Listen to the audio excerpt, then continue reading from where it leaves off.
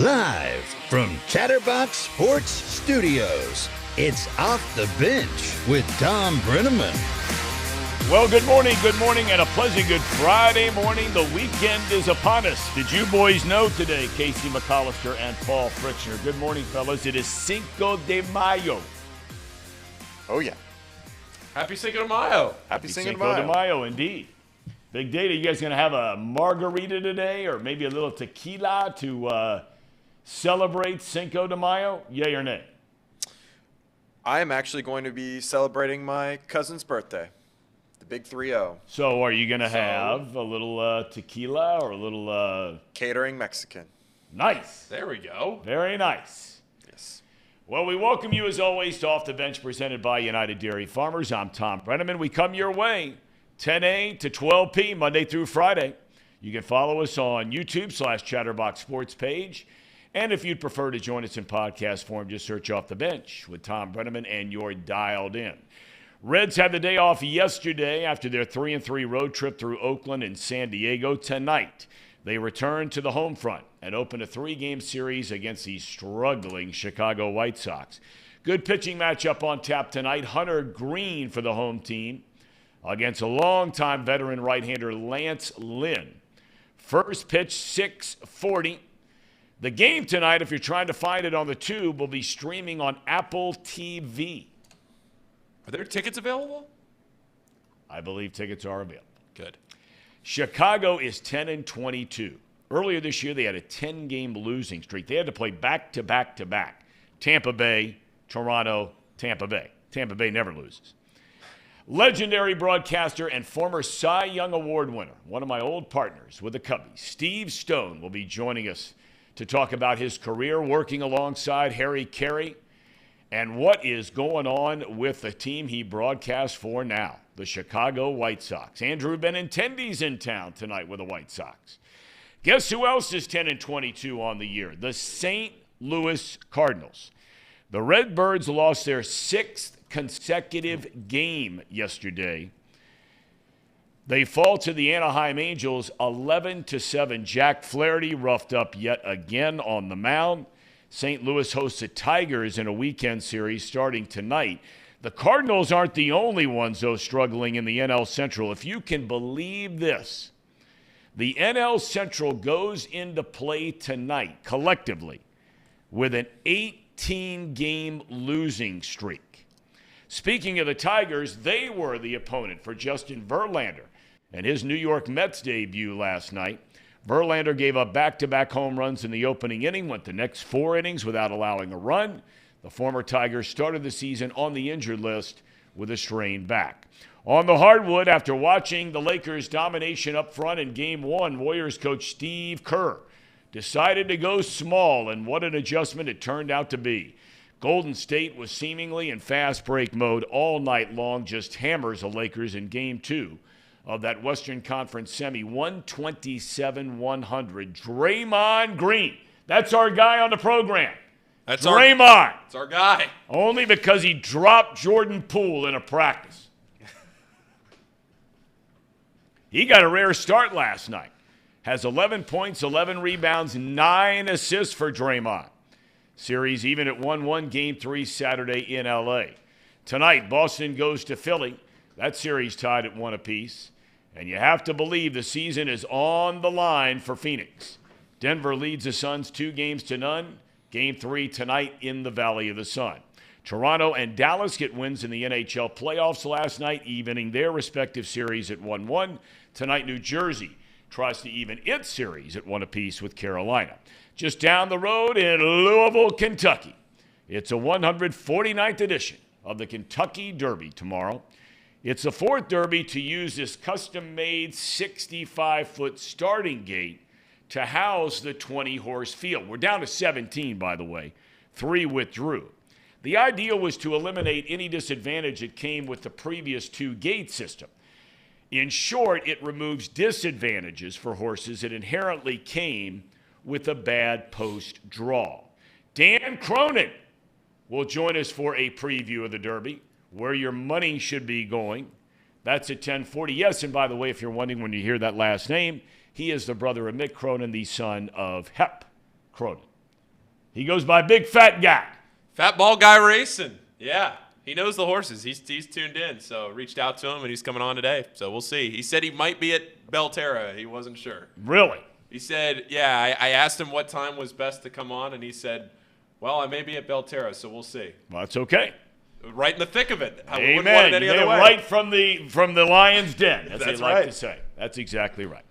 Well, kind enough, as always, to join us. Normally he's here on Wednesdays. But today we have him a little bit earlier, and that would be the Hall of Famer, Marty Brennaman. I had a chance to see him last night, see him again tomorrow up in Columbus, Ohio. Good morning. How are you today? I'm doing well. I hope you guys are.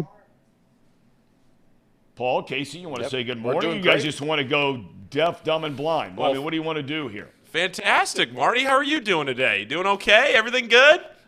I was any better, ...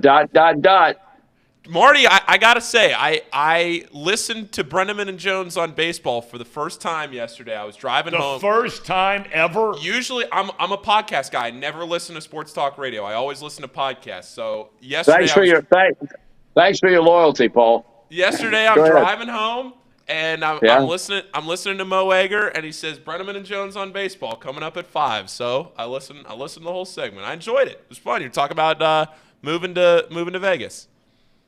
That's correct. That's exactly right. The Oakland A's going to Vegas, and Tracy naturally has incredibly intelligent insight, and I'm along for the ride. We've been doing that show now for, 23 years, something like that. It's amazing how the longevity has surfaced, and we have a good time doing it. And I think he's a funny guy and a very bright guy. Although he continues to come on this program and say over and over and over again, and I don't know if Joe Frederick over there is head of sales or someone hasn't gotten the memo. He says the name of that show is Jones and Brennaman on baseball. Thom, whatever makes him happy is okay with me. My ego is not quite as voluminous as Tracy Jones's ego is. So if he wants to call it J and B rather than B and J, that's okay with me. I don't care. You have seen a lot of brutal road trips through the years to the west coast of this country for your Cincinnati Reds. Yes. I would have to say, all in all, I mean, some can say 3-3, big deal. I would make the argument, considering where expectations were and kind of the way they've been, a lot like this year, that 3-3 is a pretty darn good road trip out there. I could not agree with you more. I can recollect back in the so-called glory days back in the 70s, even with the great teams that this city had, they could go out to the West Coast and I'm not saying they would be embarrassed, but they would have been thrilled to go out to, at that time, they were in the same division with the 3 West Coast teams. And so they would make trips to San Diego, LA, and San Francisco. And if they came out of there with a 500 record, they would have been overjoyed, because even the good teams had trouble winning out there. So I think 3-3 is okay. And those people that don't, then they are delusional, and they don't know history when it relates to this franchise and how tough it has been for them to win. And I think 3-3 is fine. I really do. And, overall, you look at the team, and again, I go back to expectations, and I know it's an old cliche. I've never gotten wrapped up in a lot of that. A team's going to be great or they're going to be awful, just because you never know what's going to happen when they roll the ball out there on the mound before a game starts. I think many of us thought by the time we hit the month of May that, maybe not 3-22 like last year, but maybe not far off. They're at least watchable so far this year. I mean, they keep your attention. Well, I agree. I couldn't agree with you more. And I think that has a lot to do with, one, the energy of the young players that they have, guys that are trying to make inroads and establish a permanent residence at the big league level. Not necessarily will they all be here eventually, but I think that's one of the driving forces behind this club, and also the kids that comprise the big 3 in the starting rotation. I think there's a level of excitement when you've got Hunter Green and Nick Lodolo and Graham Ashcraft going to the mound in that order. I agree with you. I think that at times they're very much fun to watch play. The key now is to sustain that over the long haul because you've still got 5 months left to go in the season. But at least out of April and into May, they've certainly given a decent accounting of themselves without any question. I want to hit a couple of other topics here because they're very much in the chat on this show, and they've jumped in already. Here we are now in May, and you can get into the whole thing about bringing young guys up and waiting to start the proverbial clock on them to arbitration, free agency, et cetera. Well, now all of that has kind of moved on. You've got Encarnacion Strand, you have McLean, you have these guys tearing it up down at AAA. Right. When do you think we'll see those guys? Do you think we should see them now? I don't know. And I agree that conversation, the service time thing, calms down as you get out of the first month of the season. But I think now it's surfaced again relative to the young men that you mentioned. And you also have to throw Ellie De La Cruz's name into that mix. I think it was last night, and it's never more prevalent or timely we getting together here today because I think last night, as they refer to him now, CES, Christian Encarnacion Strand hit 3 home runs. Matt McLean hit for the cycle. And now the cry is as strong as it's ever been. I think you have to consider what this club is trying to do. I mean, they've made no bones about the fact that they're trying to rebuild and become an impactful club in the Central with these young players eventually maturing into very productive big league ball players. And I think you also have to consider the service time thing coming into play. Does this club realistically think they can be a major player in the division? I would doubt it as far as 23 is concerned. You have to face reality. And even though the Cardinals are struggling and we've seen some things that nobody expected, the performance of the Pirates, at the same time, I think if there's one sport that crowns a true champion based on the number of games that a team plays over the course of a year, 162, you have to take everything after 5 weeks of the season with a grain of salt. And so if this club is keeping these people from coming to the big leagues until a certain time elapses, I don't have a problem with that. This is not a major market team that can spend $300 million on a payroll to try and win it all. And so those clubs don't care. If they've got a kid down there and he's young and the service time clock has not started to tick yet because he's not been in the big leagues, they don't care. They get him up right now if they need to fill a hole in an emergency situation. I think this franchise is different.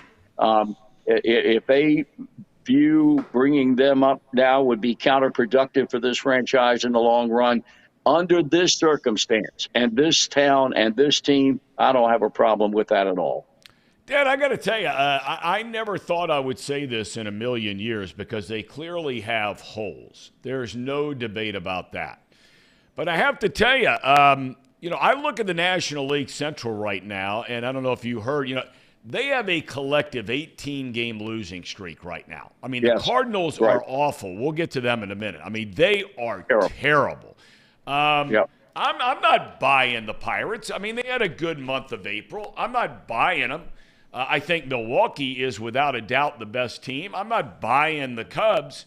I'm not so sure that if all of a sudden you were to fortify the offense, and look, there's no guarantee that any of those guys would come up here and knock the cover off the ball. They might fall on their face. But, I mean, you can compete, I think. Don't get carried away. You're getting ready to say, no, don't. I'm not. All I'm saying is right now. No, all I'm saying is this. I'm not, because I think that, like I said, they got a lot of holes. But all I'm saying is right now, I look at these Central Division teams. They are not in the same galaxy, in my opinion, when all is said and done. When all is said and done, they're not in the same galaxy with the Mets and the Braves and the Dodgers. And once the Padres kind of get things going, there's no juggernaut in this division. You done? I'm done. I don't disagree with anything you've said, but when you've got 3/5 of a starting rotation and you tried and tried and tried like hell to plug those gaps in number 4 and 5, and nothing has been successful, this team will not be an impact club. I don't care how bad this division is until you can figure it out. And they keep this in mind now. They continue to run Luis Sessa out there. He continues to be subpar in every aspect of the starting rotation. Yet they continue to run him. Why do they continue to run him? Because they don't have anybody down there yet ready to come up here and try to fill that void. They've got the Abbott kid, who they recently brought up from Chattanooga into Louisville, still early on. The Williamson kid, who was a mainstay in that big trade with Seattle a couple of years ago that sent Suarez and Winker out of here. He apparently has trouble throwing strikes. So until they can figure out some semblance of normalcy, and I'm not talking about pitching equal to the other three, but to give them a chance at winning when they play, when those kids pitch numbers 4 and 5 in the rotation, this club is not going anywhere. It's a bad defensive team. Yep. All you got to do is look at the number.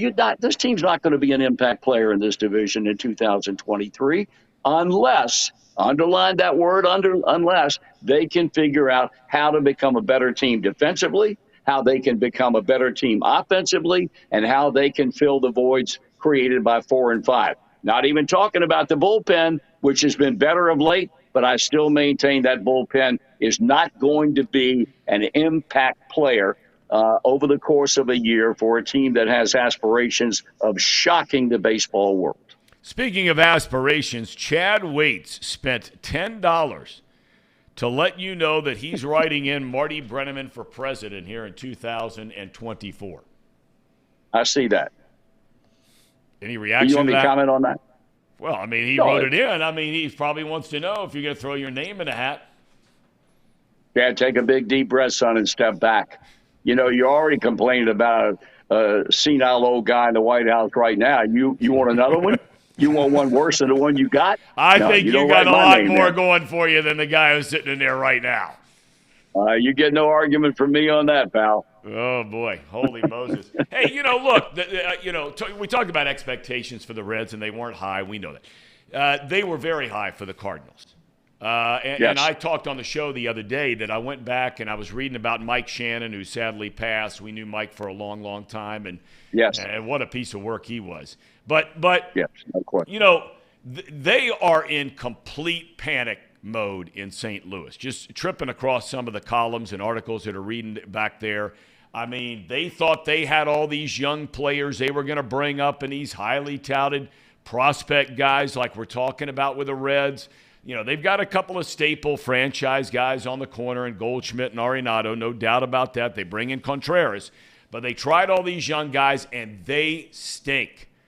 I mean, I know there's a long way to go, but man, oh man, can you imagine what it's like back there right now? Well, I've been reading a lot about what's been going on right now, and Oliver Marmol, the manager, didn't do himself any favors when after they got beat. Maybe it was I guess it was the night before last, and I think the Angels beat them or somebody beat them 11-7, and in the post-game news conference, some guy asked him about the state of the club, and he lost his mind and went off on, you think the fans are the only ones that give a damn about what's going on. He said, we all lose sleep at night because we know the Cardinal way. And I've been in this organization for 17 years, and I've filled every role there is to fill. And now I'm the manager of the club, and the buck stops with me. And he went on and on and on. Bernie Miklasz, who I think is one of the great one of the great writers in the United States with the St. Louis Post-Dispatch for years. He did all the quoting on the article, and then he took it point by point. 1, 2, 3, 4, 5, 6, 7, 8 opinions from his perspective about what Marmol said in the news conference. It was not very complimentary to the manager who is under siege right now. But I tell you what, you also got to consider the general manager. People said in the offseason, this club needs another established starting pitcher. John Mozeliak did not go out and get that pitcher. Do I think they're as bad as they are right now? No, I can't. I can't imagine that they can be this bad. But it has certainly stirred the pot up in St. Louis for a franchise that draws 3+ million people like falling out of bed every season. And they continue to put the people in the ballpark. I've always maintained in deference to what they think in Chicago, the Cardinal fans are the best baseball fans in the United States. And they're upset. And I guess they have a right to be upset when you had the kind of winning tradition that franchise has had year after year after year. Whether they win the division, whether they're a wild card or not, they still go out with the expectation of winning every time they play.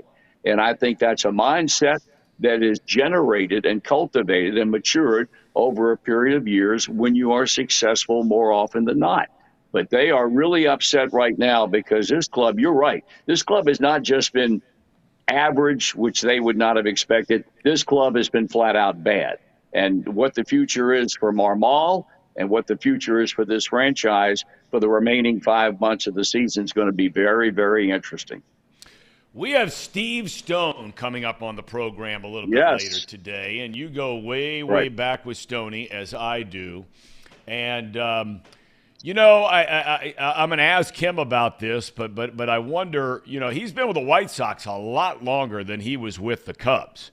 At this point in time. After he left the Cubs in 2004, he goes to the White Sox in 2005, and here we are, almost 20 years later, or roughly about the same amount of time frame.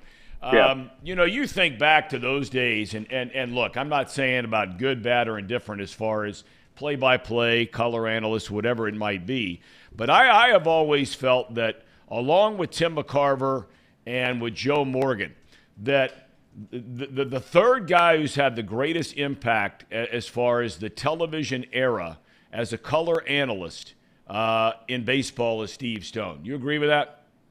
100%.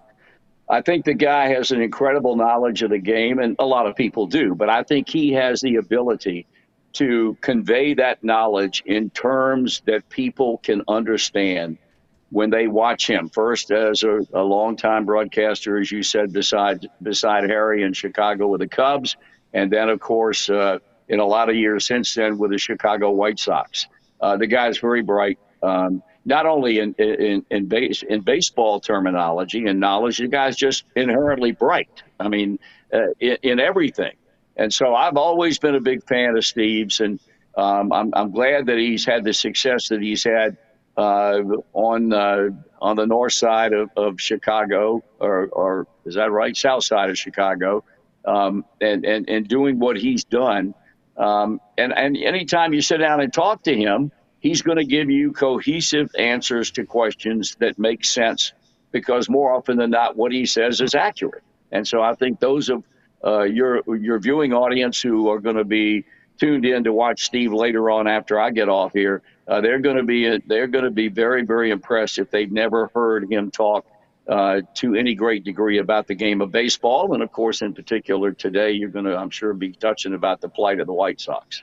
There's never going to be, Dad, though, anymore. And I think it's sad for baseball fans. No teams anymore are going to have a booth like Harry Carey and Steve Stone. And there are others because they would say things that, don't fit the climate we live in now. And they would be critical at times of the home team. Probably the most famous of all with Steve Stone was at the end of the 2004 season. You were there when, the Cubs completely collapsed in the wild card race, culminating with a weekend series that ended the year when the Reds knocked them out of the wild card. He was incredibly critical of Dusty Baker and some of the decisions that he made, including pitching to Adam Dunn, who hit a ball in the seats that ended up winning the game and knocking the Cubs out. Fans aren't going to see that anymore. And I wonder sometimes, or hear that anymore. I wonder sometimes, there are a lot of people out there that want you to be homer, homer, homer, homer all the time. But then I think most of the people, and I could be wrong, I don't think people want homer, homer, homer most of the time. I don't either. I don't either. I feel bad for guys that are in this profession today because they have to measure every word that comes out of their mouths for fear of reprisal from on high. whether you're at a network level or whether you're at a local level. So many guys have lost, not NBA guys, in the last 2 or 3 years. 2 guys, I think, one of whom you had on your show not too long ago, that was a former voice of the Portland Trailblazers, that got fired because he said something that the ownership did not like.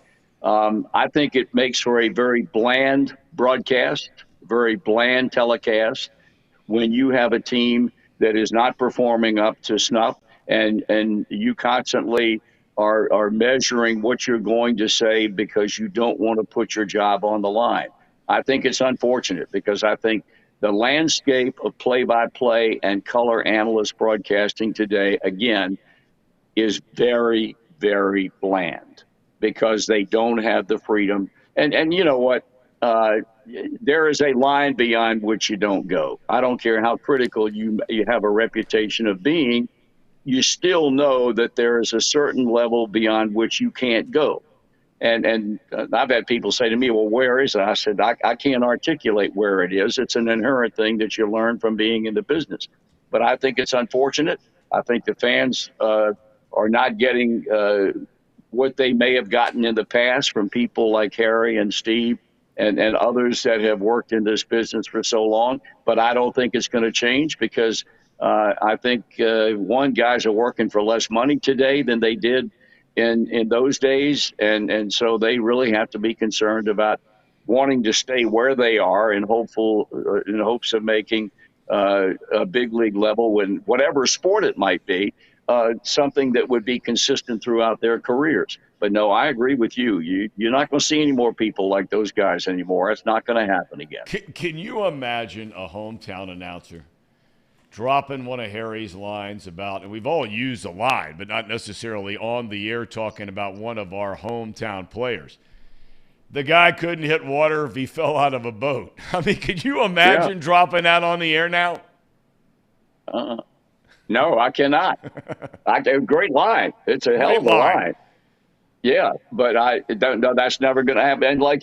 And I didn't agree with this. You go out and you make he went after Kenny Boyer when Kenny Boyer was playing third base with the Cardinals. This is 60 years ago. Right. When late in the year he struck out with the bases loaded or grounded into a double play in a run-scoring situation. Said he hadn't had a hit in a month and an RBI in 3 months or something like that. You don't hear that kind of stuff anymore. And I argue with anybody that you have an extension, you have a booth that is being critical. A lot of them don't want to hear it. They don't want to hear it. But at the same time, you've got fans sitting at home said, that's exactly the way I feel. Well, all you are is an extension of the fans, even though you still represent the ball club and you're probably being paid by the ball club. But at the same time, if you're responsibly critical, I think that's something that ownership and management of professional sports franchises have taken away from their broadcasters. I have a feeling after Chad put up that note about Marty Brennaman for president in 2024, that was the Biden White House that's been calling you so quickly multiple times there. Maybe a little concerned. As a matter of fact, no. One was a spam call, and one of them I just eliminated was from Jimmy Mooring, my good friend down at the Holy Grail, who I'm honored to be a friend of his because I think he's such a neat individual. Well, they've done a hell of a job at that place. Yes, they have. I mean, man's that's a great big league man, joint. boy. Yep, they've done a yes, great job. Yes, it is. No question. All right, well, I will see you tomorrow. Thanks for the time today. Great to have you with us. Fellas, say so long to the Hall of Famer. Marty. See you, Marty. See you, Marty. Have a great weekend. Okay, boys. Good being with you. Did you get my invite yet? No, I haven't given it to him. I'll give it to him tomorrow. Okay. Yes. Wait, Marty, you got a horse? You got a horse you like tomorrow, Marty? I don't know one horse running in that race, Paul. None. I'm not a horse racing fan. Worth a try. It's worth a shot. You never know. Yes, it is. Right. That's very true. Good try. Didn't work. See you guys. All right, man. Have a good day. Thanks so much. Take care. You too. See, now, I'm telling you right now, I know it sounds ridiculous, and no one is more critical about that whole operation down there than I am. But there is no juggernaut in this NL Central. There's no juggernaut. Well, speaking of juggernauts, Dan Cronin at the Fat Bald Guy Racin', that's RACIN, on Twitter, social media influencer, Fat Bald Guy Racing, that with a G.com. And check him out. I mean, he's got the shirt, FBG. You know, Danny, in this day and age, I mean, you know, you don't want to shame fat guys. You don't want to shame bald guys, but you're very comfortable with all of this. Well, that's what I said. I'm short, I'm fat, and I'm bald, so I'm allowed to make fun of that, right? Only if you're that. I'm all in. How you doing today? It's nice to see you. I'm very busy this morning, but you know, it's a great time of year for me and all my guys. You know, we're excited. And honestly, we've been on a heater for about 4 days. So we're loaded for bear today. So when you say, I mean, this is obviously the single biggest event in horse racing. I mean, it's not even debatable, although a lot of other people think there are some events that might be even better than the Derby when all is said and done. But when you say, you know, you've been crazy for 4 days, what is this week like for those of you who work in this business following horse racing? You know, they start running on Tuesday, you know, and then here comes all the news about Friday and Saturday, and social media has made it so much worse. I mean, honestly, it is just, you know, the rumor mills are out of control every day. You know, this horse is scratching and that horse is scratching, and the media is the last people to find out. And, you know, then we got to go back and redo the picks, redo the sheets, redo all the podcast, all the other fun stuff, you know, because you're picking horses that are scratched, so you look like an idiot. Yeah, it's crazy, but, you know, they give out some good bets on Tuesday, Wednesday, and Thursday, so you got to pay attention because you can really build that bankroll, which we have. And, you know, now the day's getting ready to kick off here, and they're getting ready to go in the gate, and it's going to be a heck of a weekend. You know, I want to ask you a little bit about, Dan, about the owners of horse races. And I know, like everything else, right, they come in different shapes and sizes, and they're from all over the country, all over the world, all that kind of thing.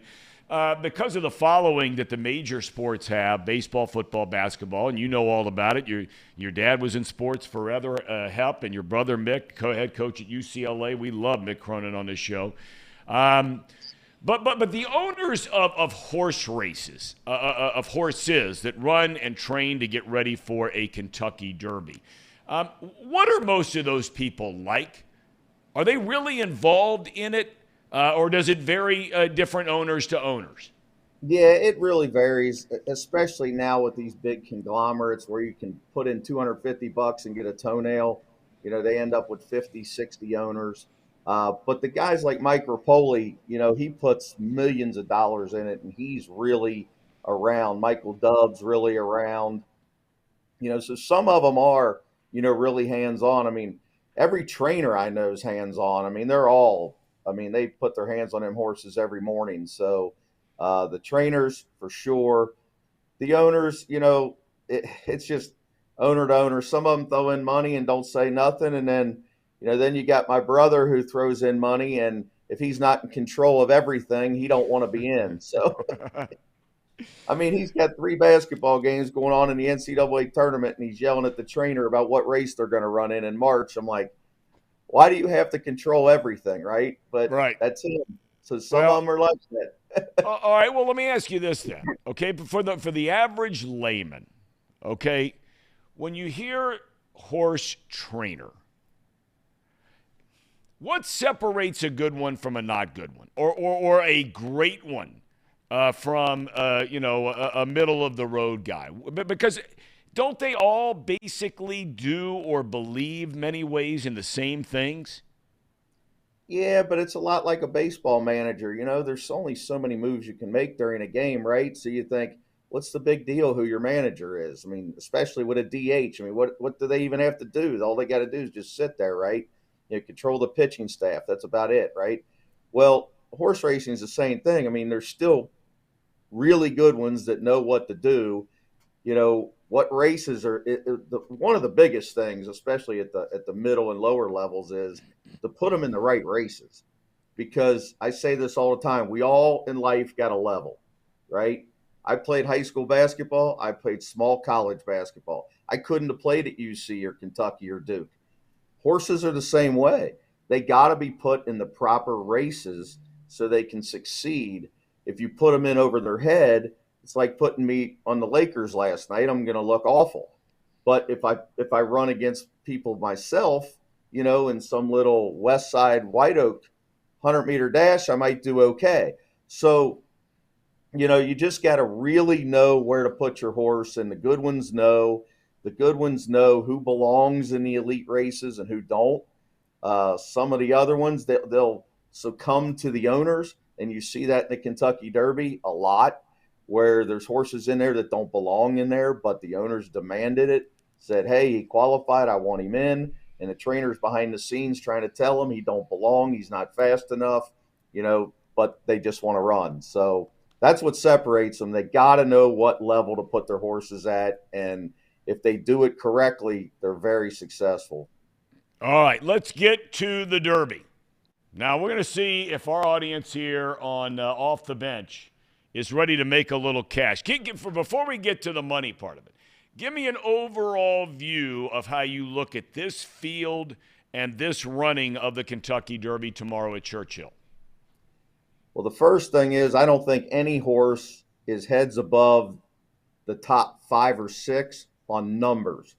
There are some years, American Pharoah, Street Sense, where you look at it and you're like, how's he going to lose?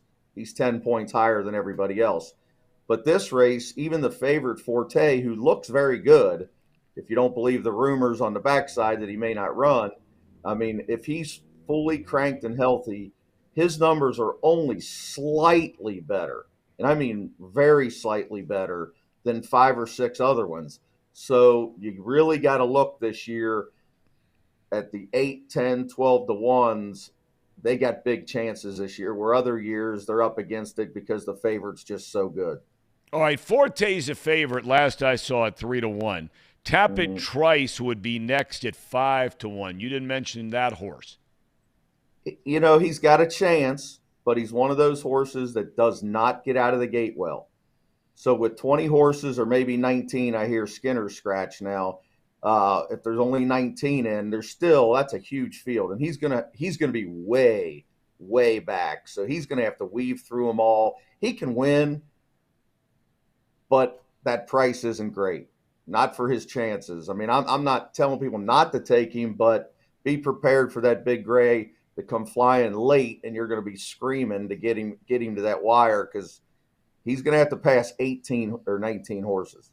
Hey, I was mentioning, before we get back to some of the horses, I was mentioning that new gate that was customized and designed. I think it was in Australia is where they did it, if I'm not mistaken.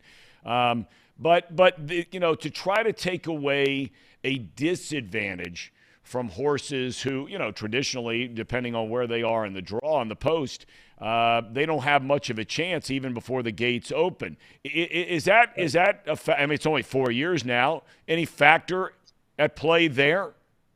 I think it's a big factor. The one hole actually has a chance now, instead of looking like they have no chance. Because in the past, they almost had to veer over a little bit just to not hit the rail.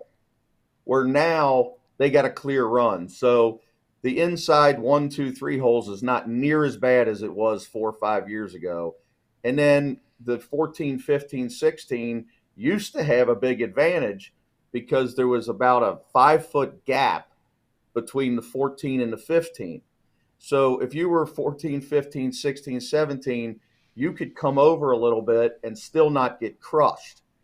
Where now, if you're in the middle of that pack from 8 to 14, you better break and you better run straight, because the 20 on over they're coming.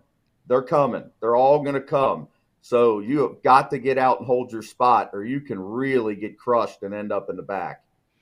All right, you mentioned keep an eye on some of the, the 8 to 10 to 12s, the 15 to 1s. You go through that whole group. Angel of Empire, You've got Kings Barn at 12, Two Phils at 12, Verifying down at 15 to 1. Tell us what you're thinking here. What are you looking at? Yeah, I like Two Phils, the Turfway winner. And I know, God, can you believe we could get 2 in a row from Turfway after Rich Strike's miracle last year? But Two Phils has a huge win at Churchill, which is the same thing Rich Strike had. And that's big. He's won at Churchill. Then he ran okay in the winter, but not great. He was in front in the lane in a couple races and got passed. Then they sent him up the Turfway, and he ran a number that he's never run before. And if he runs back to that number, he's going to win at 12 to 1. So he could be like Little E.T. a few years back, a lot of years back, where he paid $30 and nobody believed. Animal Kingdom came from Turfway. Not many people believed in him. And, I mean, he's going to be sitting right behind the speed. And if he can work out a good trip from that inside, and usually the inside lanes are really good on Derby Day, where that kid can stay on that fence and cut through, I think Two Phils at 12 to 1 has a monster chance to win. All right. Well, if you were going to take a flyer on a long shot, and when you start getting into the 20s and 30s and 50s to 1, if not higher, I think 50 to 1 is the highest, and you've got 5 of them in that range. You got Rocket Can at 30 to 1, Hit Show at 30 to 1, Cyclone Mischief and Disarm at 30, Mandarin Hero at 20, Confidence Game at 20. Any of those guys you kind of look at and say, maybe. Maybe Confident Game or Verifying, because they're on the inside in the 2 and 4 holes. Verifying, I think, is 15 to 1. Yep. Confidence Game's what, 20? Yes. Yep. 20. They're on the inside. They're in the 2 and 4 holes. They both got some kind of tactical speed. And if you look over the last 20 years, especially since they've had the point system, not many horses have come from way, way back. We've had some radical bombs come from way back. Street Sense was going to win no matter where he was from. But for the most part, they've been stalkers. They've been right off the lead. And Verifying and Confidence Game are both going to be right there. They're going to be in that 2nd, 3rd, 4th, 5th, to where if they're good enough, they're not getting in any trouble. So when they turn for home, I could see Verifying and Confidence Game and King's Barn being 1, 2, 3, and Two Phils trying to figure out, is he going to go to the rail? Is he going to go to the outside? And then you got the dead closers coming, Forte and Tapatrice, that's going to have to come from way back. Now, Forte, I don't think has to come from that far back. He'll be mid-pack. But I'll be hoping we can get to the wire before the 2 favorites get there so we can make some money. All right, before I ask you for your picks here, Danny, and maybe you got to go to some paywall to get to this kind of information to Dan Cronin. I don't know. But let me ask you this. It's only one race out of 100, so we're good. Okay, all right. Let me ask you this. The jockey. All right, now help me with something here. How many times has the jockey who's going to be riding Forte, how many actual races has that jockey been on top of Forte? I think all of them. Okay. I have to look real quick, but I think he's rode him every time. Let's see. He's yes, every single time. So he's run 7 times, he's won 6, and Irad Ortiz been on him every single time. So will the owners and or the trainer, when they see a horse as a 2-year-old that's getting ready and might be in a position to qualify or get to the Kentucky Derby, do they, and this is 101 stuff, but I think it's always interesting to try and learn a little bit more about this. Will they decide right then and there, a year out, whatever it might be, that if this horse is going to run in the Derby, they'll pair that horse up with a jockey that far up in advance? They try. It's not an exact science, but what happens is about August of the 2-year-old year, these barns, especially the good ones, they start to weed out, who's good, who's not. They start figuring out what level they're at as their first couple starts. And then the top jockeys in the world, and Irad's one of 2 of the best jockeys in the world, he and his agent are starting to look and say, wait a minute, I think this one's better than that one. he'll call the barn and say, I really want to get on this one in the mornings. I really want to ride this one. And there's a lot of that give and take behind the scenes. And then ultimately the trainer will say, okay, I think this one is our top horse, so I want Irad on that one. I think this one might be our second best. I want Luis Saez on that one. And they start going down the lane. And, for barns like Todd Pletcher, who's got 3 really good ones, I mean, he's got 3 of the top 5, 6 riders in the world on these horses. So the rider shouldn't be the issue, but in a 19 or 20 horse field, it can be. Okay, here we go. It's as we like to say here on the program, it's nut cutting time here. This is nut cutting nation. You've heard that term, West Side guy. I mean, your dad helped. He's dropped that from time to time. All right, nut cutting time. Give us what you're thinking here, Danny. I'm going to make the trifecta with 2 fills on top, with Forte next to him. So I'll take 3 with 15, and then I'm going to take the 3 in the second hole with Tapit Trice in the second hole, who's the 5. I'm going to then throw in Angel of Empire, who's the 14, with the 15, and then I'm going to hit the all button in the third hole. So I'm going to hope a bomb runs third, but Forte or 2 fills has to win for me to cash. All and right, one of those Paul. other ones have to run second. Paul, you got any thoughts on this? I mean, Love you're it. dialed in on all that lingo. That's way above my head, but you're dialed in on it. No, yeah, 2 fills is the one that I was looking at too. And Dan, a couple years ago, I was telling this story yesterday. A couple years ago, I was really busy the week leading up to it. I didn't have a chance to really look at anything. I saw Velasquez. This was the year, I think it was Medina Spirit. Saw Velasquez was on the horse, and I saw Baffert was the trainer. Threw my money on it at the last minute, just looking at the jockey and the trainer, and won that one.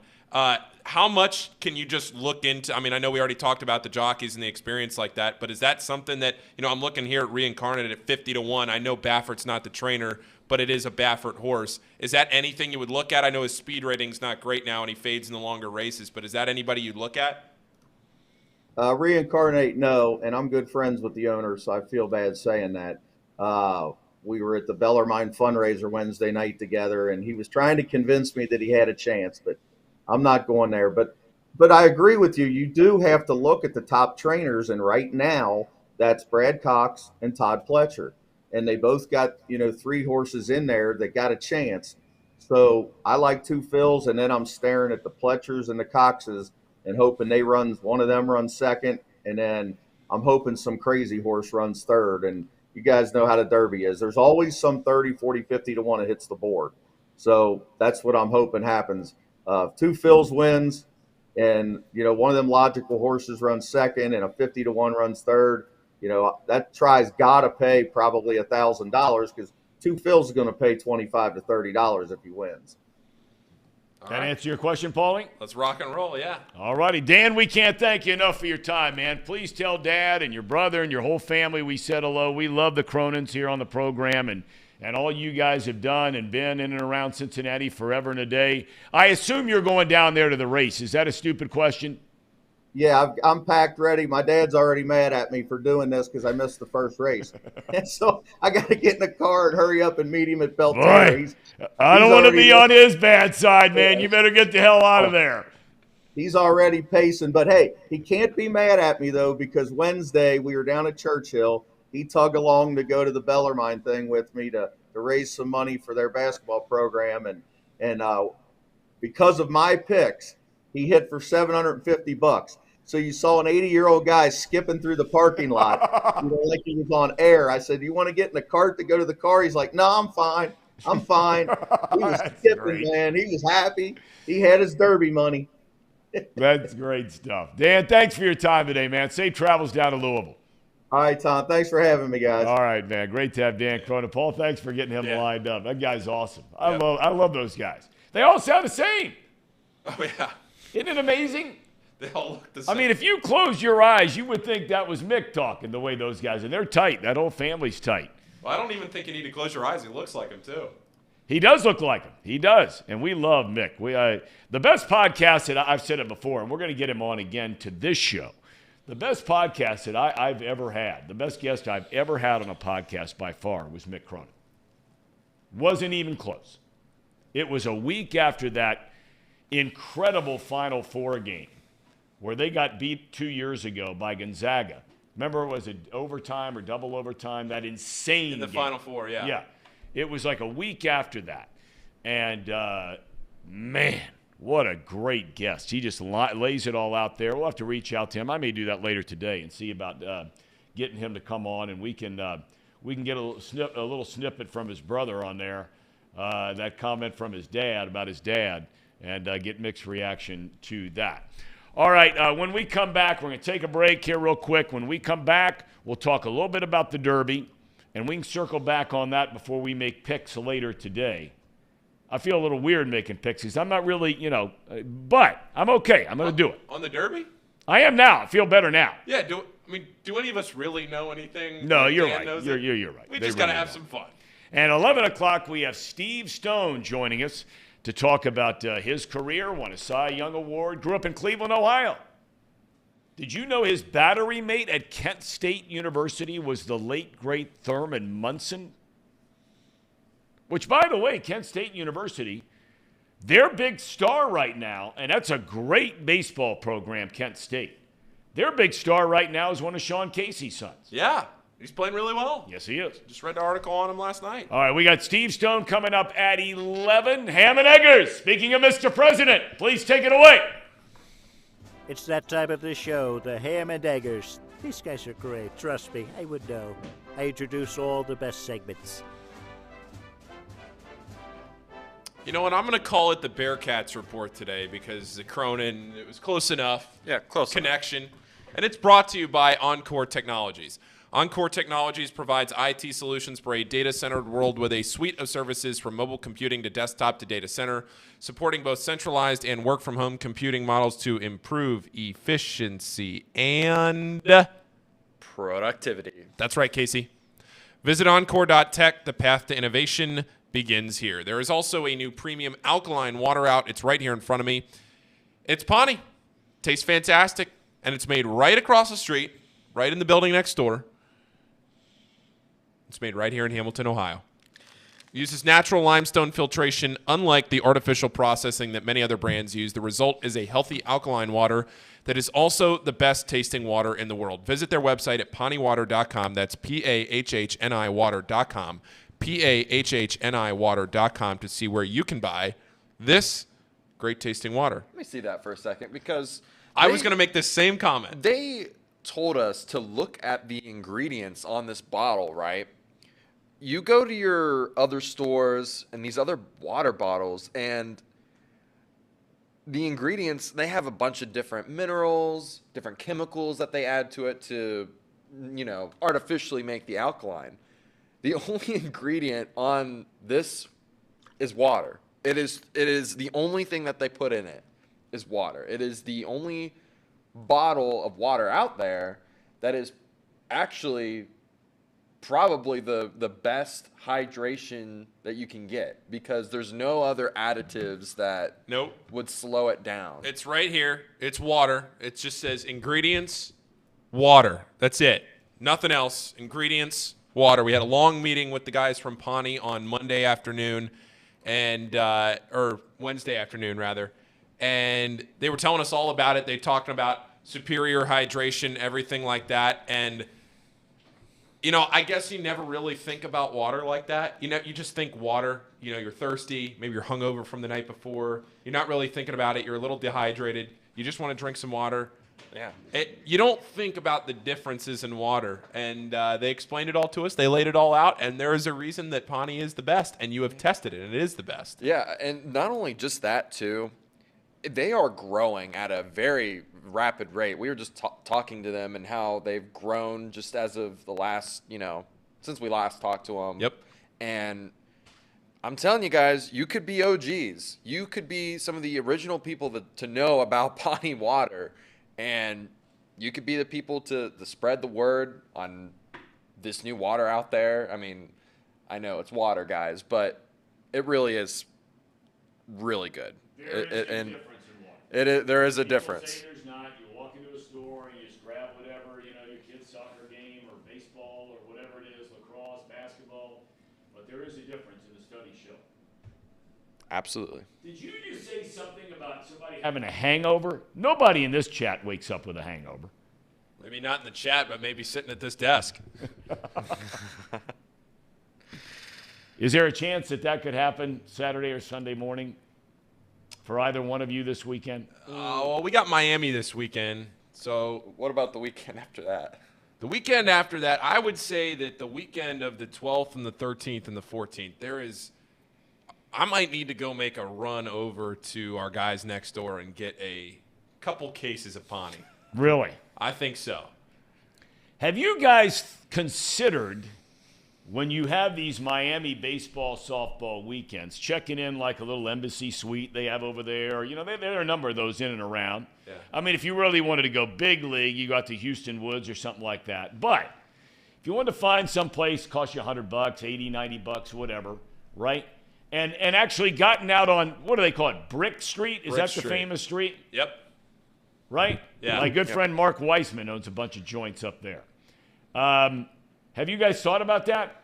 Where you don't have to worry about driving home, you know, wrap up a day of baseball or softball, and then, you know, go have a few, Millers? no, for you guys, Bud Light or Heineken. or a White Claw or something like that.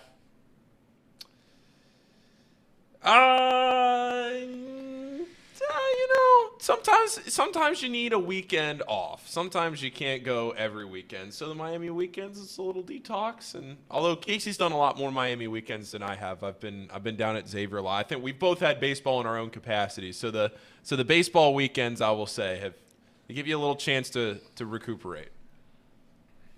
Yeah, I would agree with that. Now, Tom, if you are talking about, do you want to call a Miami game, Tom? And then are you projecting here? Are you looking for a reason to get up there to Miami to then get up to Brick Street? You know, I could actually, I would enjoy that. I mean, I've been out on Miami's campus before, and I had a great time. It's a cool campus. Brick Street's a cool place. Right? Oh, yeah. Right. And, I mean, seriously, a guy who was an intern for us at Channel 5, a guy named Mark Weisman, his family owns all the big joints up there, at least 2 or 3 of them, including the one place that's got like 2 or 3 decks where all the musical groups come in there. I'm trying to remember the place. It's the most famous bar right there on the Miami campus, by far. Brick Street? Brick Street. Brick Street. You know, he's really the launching pad for a lot of these guys that are the big country music stars now. And he treats them so well when they come in there as nothing. I mean, nothing. The Luke Bryans of the world and all these guys. In fact, when Luke Bryan was here last summer, he has stayed in such close contact with Mark and was so appreciative of the way that he was treated when he came into Miami 10 years ago as a nobody, right? They've maintained a friendship. Luke Bryan brought his entire band out to Mark's house for dinner night before their show here in town. Same thing with Cole and all these other guys. I mean, it's amazing how these country western guys, which it comes as no surprise, these are real Americans, how they would treat people that are good to them. Well, Casey does have a bachelor party coming up at some point in the near future. So maybe we do it up there. Whenever that happens for Casey, you know, I know he's going to need some Pawnee water. Oh, yeah. Oh, yeah. Going to need a lot of Pawnee water. Well, all of that is still very much up for debate because the bottom line is for months and months and months we've been talking about this and still nothing from Tomas. We have a date. He is complete. I know you have a date. There's no itinerary. I mean, nothing. You're less than a month out. I know. Isn't that crazy? We've been sitting here talking about this for 9 months and we're like 28 days away now. Not that I'm counting, but I'm excited for you, Casey. Thank you. I'm excited. I might be wrong. It might be 29. Yeah, one of those drinks up there is called a trash can. Anybody that would get near that thing. You never had a trash can? I've had one, but I'm saying you are asking for major league trouble. Having 2 or 3 or beyond of those. You are asking for big-time trouble. Oh, look at the update on the chat there. There is an itinerary. There is an itinerary. Okay, Tomas, and I owe you an apology. Owe you an apology. The other day when Tracy was on, I think it was Tuesday, Thomas was texting me and he was like, "Man, I'm just catching all these strays from Tracy." Oh, God. Beating up on my poor guy.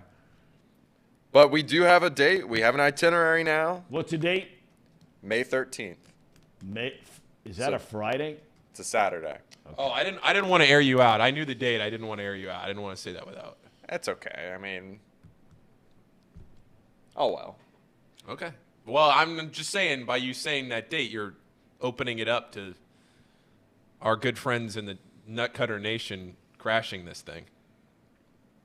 Which is liable to happen. If they can find out what we're doing. I mean. Well, look, I think that we owe it to NCN, as it's known now. Yeah. Just the acronym, right? Acronym. I think that with that firmly in place, I think we have to consider, once the itinerary is public among all of us, now that we have a date, that we let some of those in NCN, stop by and raise one for you. Buy you one. That'd be nice.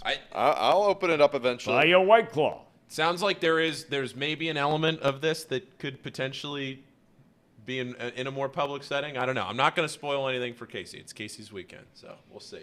We'll see. We'll see what Nutcutter Nation I gotta make sure that we've got all the details hammered out first. Saturday night. That is next Saturday night. Yeah, it is. It's a week. It's pretty much a week from today. That's why we were talking about the Pawnee Water before. Yeah. I got you. Okay. All right. It's supposed to be a beautiful weekend this weekend. We got to hope for a beautiful night next Saturday night, the 13th. Anything from Steve Stone yet? Nothing yet. Now, he told me ahead of time, he is not the most tech-savvy guy in the world. He's in his hotel, I know, here in Cincinnati, and he is look, he's an older guy like me, and he's not uber tech-savvy. I will shoot him a text here real quick and see if he's dialed in.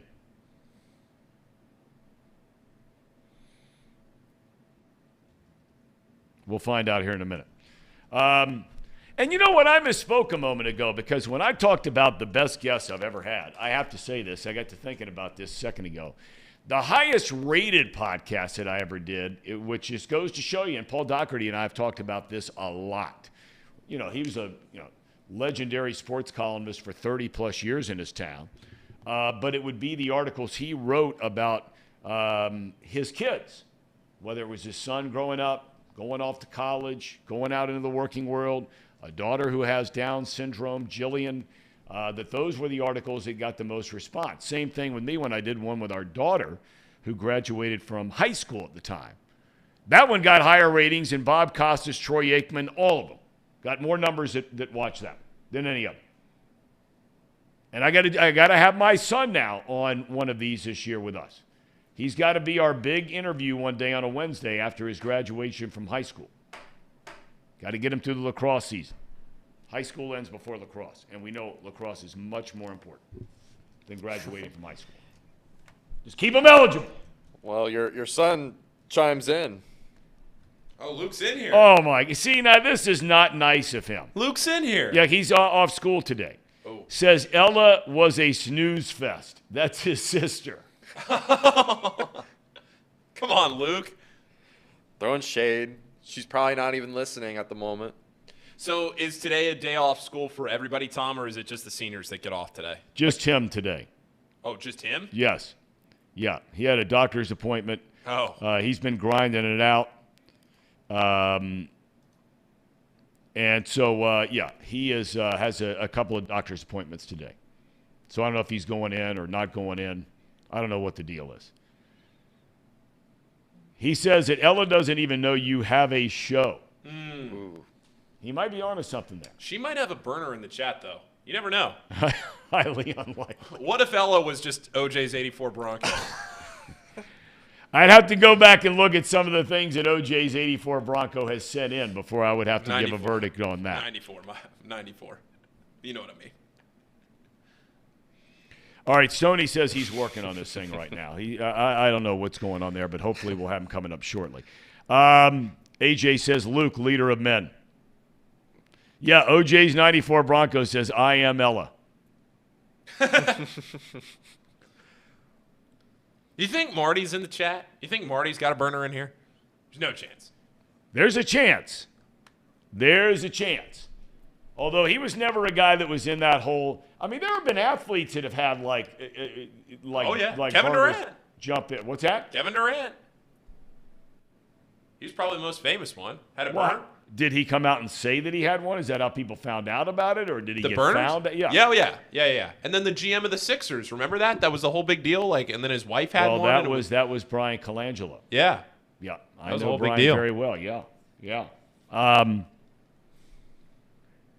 Oh yeah, athletes have them all the time. You would be shocked at the well, you probably know, but at the amount of athletes and GMs and coaches and people that have anonymous Twitter accounts that are just there to see everybody and read everybody. Everybody's a human being. That's what people forget a lot of times is everybody tries to play it off like they don't care what happens on social media, whatever, but everybody's a human being and everybody's interested in what people are saying about you. And no matter how much you might want to play it off or no matter how much you want to say you don't care about anything, these athletes, these people, these coaches, these people that have huge followings that are public figures, they care. They have profiles. They know how to find what people are saying about them. Well, look, there's no doubt about it, and that's why I think the hate is just so. It's just eye-opening is not even the right word, because believe me when I tell you, I mean I'm not at the level of the Kevin Durant's and all that kind of thing, but I mean the hate that has come my way, it just what people say about you or do whatever. I mean, it takes your breath away. You can't believe that people actually say that about other people. You have every right in the world not to like somebody. You have every right in the world not to like what somebody said or what somebody did. That's perfectly natural. Perfectly natural. But man, when you start dragging in, some of the stuff that's out there. And again, I brought it up before, and we're talking about guys with burner accounts. I mean, again, very few people, they got all the guts in the world to sit there and say it about you, some Twitter account, JO dot whatever. But I mean, their real name? No. Would they say it to your face if they saw you in a Kroger store? No way. No chance, right? No chance. And I'm convinced 90-something% of the people that some of the things they write, not even true. I mean, just look at that Reddit thing that happened last week. Now, this pertains to something different than hatred and all that kind of thing. Oh, yeah. But goodness gracious. Tell you what, you guys take a break real quick here again, and let me just clean this up with Steve Stone here real quick, see if I can help him a little bit. Okay. Well, one thing that we haven't quite talked about yet that we might get to later, the Lakers game. Oh, yeah. And I was really hoping that we would just get like a whole series that was really, really like top notch. The Lakers are just too inconsistent. Well, I still think we're going to get a series here because AD is too – you're right that they're inconsistent. It's tough for AD to put a couple of good games together back-to-back. I don't know why that is, but it seems like he has a hard time trying to put these games together 2 in a row, and he did not have a very good game last night. 5 for 11 from the field, like it's not a horrific number, but that's not the number that you need to be at if you're Anthony Davis. Like, you need to be more productive than you were last night. It was a game for the first half, kinda, and then the second half, it was never a game. I didn't watch a ton of the second half. I just kept going back and forth with the score to see if it ever got close. Every time I turned it on, the Warriors were making another play. It would be nice to see the Lakers win this series, but they, like to your point, Casey, they got to show some more consistency. They got to show an ability to get guys outside of LeBron to be more involved in what is happening here, because AD, you see what he did in game 1. Yeah, that's his identity, And is then- being inconsistent, right? But he can be really great. So I really hope that they can really put together something really nicely here soon. But I mean, when you're shooting 50% from 3, Klay Thompson, man, just Steph Curry. I mean, I know Steph didn't really pop off, but I mean, when you're 8 of 11 from 3, that's hard to beat. Yeah. It's hard to beat that. And then, you know, I find it so crazy that they trot out there with the small lineup and they still out-rebounded the Lakers when they have got, you know, big dudes like AD and LeBron, and just it's very strange. And it's not like I'm a super big basketball expert, but You're a hoop head. Yeah, like how does that even happen, man? Like, I mean, it was almost double the amount of rebounds. And the crazy thing was Draymond led the team. You pointed this out. Draymond led the team. He only had 11. Draymond was the leading rebounder in the game. He only had 11 rebounds. That can't happen. Hey, Case, Steve Stone is saying he did not get the email that we sent. Should I ask him to check spam? Yes. Okay. Here. You know what? We're going to go do a short break, and A commercial on the we're show. going to do a Okay. small commercial. Throwback. Run the Lakota West ad. All right, go ahead. We'll be right back, guys. At United Dairy Farmers, we've perfected freshness in our family bakery, where we use only the finest ingredients, like thick, high-quality glazes on our signature donuts, before delivering them fresh from bakery to store every day. UDF, made for you. If your AC or furnace is struggling, turn to the experts at Bartell's Heating and Cooling. Their certified technicians get the job done right the first time. And if you need a new unit, Bartell's will give you upfront pricing with no hidden fees. Plus, ask about Bartell's 0% interest financing for 60 months. Learn more at bartellsheatingandcooling.com. Bartell's Heating and Cooling, for a comfortable way of life. Eli's Sports Bar and Grill, proudly sponsoring high school football with 3 locations in Mason, Liberty Township, and Ross, Ohio. Our 10-foot screens guarantee a great view from every seat in the house. Eli's Sports Bar and Grill, the best place in Cincinnati for sports, food, and fun.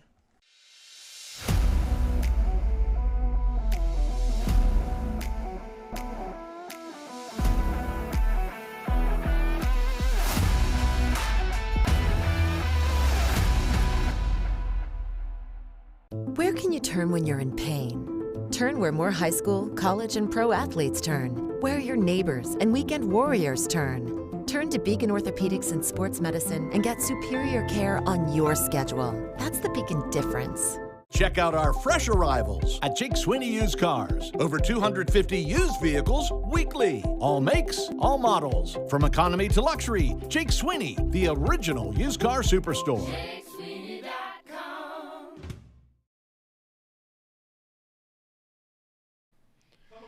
All right, welcome back to Off the Bench, presented by United Dairy Farmers. Nice to have some of our great sponsors there. Yeah, haven't run those in a while. UDF and our buddies over at Beacon Orthopedics and so many others. And, boy, it's awesome to have this next guy on. We were partners for 6 years back in the early 1990s with the Chicago Cubs. I've said it once. I said it on the show the other day. I've never been around in my life someone that I learned more about baseball with on a day-in and day-out basis that I did with Steve Stone. He was born just outside of Cleveland in South Euclid, Ohio. We mentioned he pitched at Kent State, drafted by the San Francisco Giants in the 4th round in 1969. So he goes from the Giants. Shortly thereafter, he goes to the White Sox. He goes to the Cubs. He's pitching hurt for a long, long time. In fact, he had a torn rotator cuff, but no surgery. Continued to pitch. Baltimore takes a flyer on him in 1978. 2 years later, he wins the American League Cy Young Award. 25 wins for the Orioles that year. Shortly after retiring, he jumps right into network television baseball as a broadcaster, then on to the Cubbies starting in 1983, now with the White Sox. Mr. Steve Stone, the Stone Pony. How are you, young man? Pretty good, Tom. How's everything with you? Everything's good. You never age a day. I mean, it's unbelievable. You look the same right now as when I used to sit next to you 30 years ago. Well, I noticed you took off your glasses, so quite obviously they need a correction. But thank you. I kind of appreciate that. But I think baseball helps keep me young. You know, Stoney, I always love to ask people who come on the program. I mentioned you grew up outside of Cleveland. What was life like in the Stone household when you were growing up? Well, it was very supportive, and I think one of the things, and I address a lot of young people, with their parents, and a lot of parents groups. And what I tell them is be supportive to your children, because that's how they will be able to accomplish anything. And it was no exception in my household. My mom and dad were responsible for just about everything that happened because they made the time to take me to the places I had to be. You're talking about workouts and games and everything that goes with it. And without supportive parents, it's very difficult. So, yeah, for me, it was the folks. It was probably a middle class to lower middle class upbringing. We were originally in a 2-family house, and then moved to my first 1-family house when I was in 3rd grade, and got to South Euclid, which is where I went to elementary school, where I went to junior high school and high school, and then on to Kent State. So it was a northeastern Ohio upbringing. I think it was a very good upbringing. Did a lot of people feel like when you were paired up with Thurman Munson there as a battery mate that both of you guys were going to go to the big leagues? Well, they knew that he was going to. He was the #1 draft pick of the New York Yankees. I mean, this was a guy that had enormous athletic skills. He was all-state in basketball, in football, and in baseball in Ohio from Canton Lehman. And a terrific athlete. Didn't matter what he was playing. He was very intense.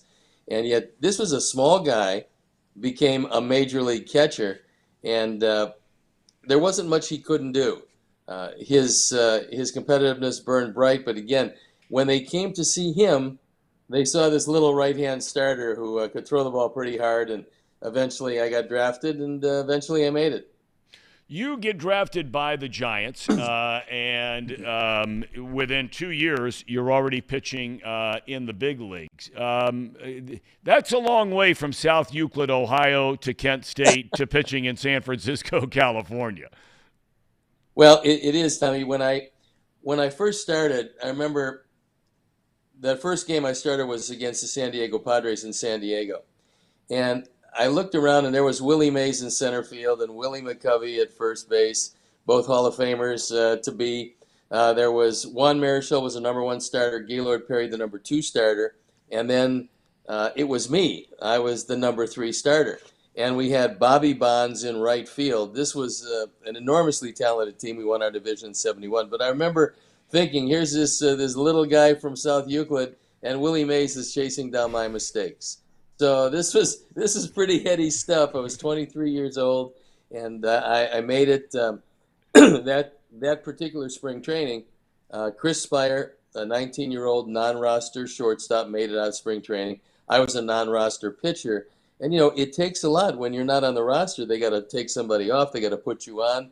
And then they give you a shot to make it in the spring. If you don't make it, they send you very quickly back to the minor league camp. So I was very happy. It worked out really well. And I didn't find the good pitcher that was in there until down the road a bit. But those early days with the Giants were very exciting for me. Now, my dad was on earlier and was talking about you and about, even back when you came up, your manager, correct me if I'm wrong, was it Charlie Fox? Was that right? Charlie Fox, yeah. Okay. And, I mean, he would talk about, you not being this tobacco chewing and spitting and, drinking kind of, that you were, extremely articulate, very well read, had interest outside of baseball, and for you to kind of stand by who you were as a person in that world, how hard was that?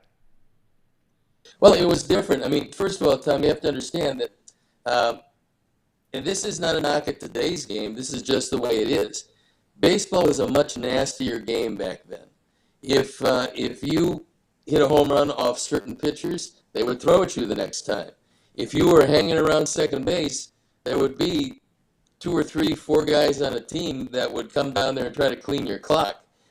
You had to learn how to throw almost underhand at times to get a guy down and make sure that he slides. It was a game with much more contact. It was a game where it was something where you expected to get knocked down a time or two. I remember my first encounter with Bob Gibson, and I was opposing him, and first time up, Joe Torre comes up, and I hit him in the upper bicep with a fastball. He stood right on top of the plate. He won the batting title that year, and I hit him with a fastball. So it goes to first base. That's fine. Nothing happens. But now I come up in the third inning, and their catcher is a guy named Jerry McNerney. And I said to him, does he think that I hit Torre? And he looks at me and he goes, we'll see. I said, we'll see? Whoa, this doesn't sound too good. You know, I'm just starting my career here. There's a guy throwing 8 billion miles an hour on a mound. So the thing was, the scoreboard was in left center field. They had these colored boxes. For outs it was red. For base runners, it was green, and for balls and strikes, it was a white light. And Gibson threw low 3/4. He threw a fastball, came out of that white light, and it was right in back of my head. Had I seen it, I'd have probably moved back into it, but the ball kind of exploded behind my head. I never moved. He probably thought I was the bravest guy in the world. And I said to McNerney, is it over now? He goes, oh, yeah, it's over. I said, okay, that's great. And he went about, the job of striking me out, which he was going to do anyway. But that's the way the game was played. Again, it wasn't better, it wasn't worse, it was just different. You had to get used to it. That's not exactly what we did in the South Euclid-Lyndhurst Little League, but that apparently is what they did in the National League. And they weren't going to get used to me, so I had to get used to them. You suffered a number of injuries, and I brought up having a torn rotator cuff. When a guy gets an elbow injury now, and you know all about this, I mean, they come to Kremchek here, or they go to James Andrews there, they come back, they throw harder and better than maybe they ever threw before. They still have not found a way to have a major breakthrough with shoulders. You actually have a torn rotator, yet you kept going. You opted not for the surgery. Why? Well, there was a couple of things I opted not to get. At the time, the cuff doctor couldn't really diagnose what I had and never mentioned the word rotator cuff. So he said, well, I want to put 4 cortisone shots across the back ridge and 1 in through the front. I said, no, I don't think so, because I think cortisone has a debilitating effect on the joint, and I think I have a career after this year. He said, well, that's where you're wrong. If you don't start throwing the ball, you don't have a career. And I said, Clint, I got the deciding vote. It's my shoulder. So I didn't let him inject me, which would have just masked the pain. And then a buddy of mine who was in the FBI said, I think I've got a guy who knows what's wrong with you. I said, how can you know what's wrong with me? He never talked to me. He said, just talk to this guy. I said, I'll talk to anybody. He was a kinesiologist. He diagnosed a rotator cuff problem. And he put a 1-pound weight in my hand. My hand dropped to the floor. He said, yeah, I don't think it's a big tear, but I think it's definitely a tear, and I think we can fix it by working out for 3 months. And I was able to do that.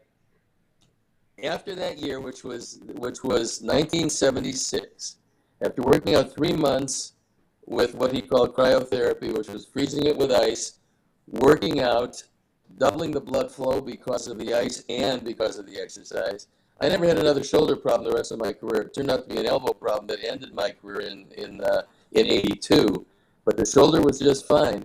Had I gone to what the Cubs wanted to do, it would have torn a hole in that, and I never would have pitched again. So sometimes you listen to that inner voice tells you, he can't tell you what's wrong, and you don't know what's right, so wait, something's coming. And that it was a kinesiologist at the University of Illinois Circle campus that got it. You go to the Orioles, and it sounds like it's a case now where it's just being healthy. But, I mean, goodness gracious. You go to a good team, but 25 wins. There's no chance we're ever going to see that again. Well, I don't know. I mean, they're not valuing wins quite as much, apparently. There's a lot of the computer philosophy is that wins are not important. You just happen to be there. But I will tell you something about a win in the major leagues then and a win in the major leagues now. You still have to get 15 outs, Tom. You still have to take your team through at least 5 innings. And if you can get 15 outs, that means you're leaving the bullpen with only 12. And you've got 8 guys down there that can get 12 outs. You should be able to do that on a major league team. And so my feeling is qualifying for a win is still a pretty good stat. Getting the win is still, maybe there's a lot of things that enter into it, but it was one of those years where everything came together. I happened to get 37 starts that year. I happened to throw 250 plus innings. Those things don't happen very much at all. And bear in mind, I mean, I'm a jockey. Some of these other guys, like Sabathia, I remember the year that he won the Cy, going from Cleveland to Milwaukee, pitched great in both places, but he completed 10 games, and they said, what a horse he is. Well, yeah, he is a horse. He was 6'7", 320 pounds. Well, I completed 9 games in 1980, and everybody went, 9 games, what's that? Well, now you'll see whole divisions in baseball not completing 9 games. So it's a different philosophy. Nobody will get 37 starts anymore. And, winning 25 was magic. It was a magic year, and I figured, you know what, the curveball is so good this year, I'll keep going with it. And I was throwing 70 curveballs a game. I also found out why nobody does that, because it tears up your elbow, but that's another story.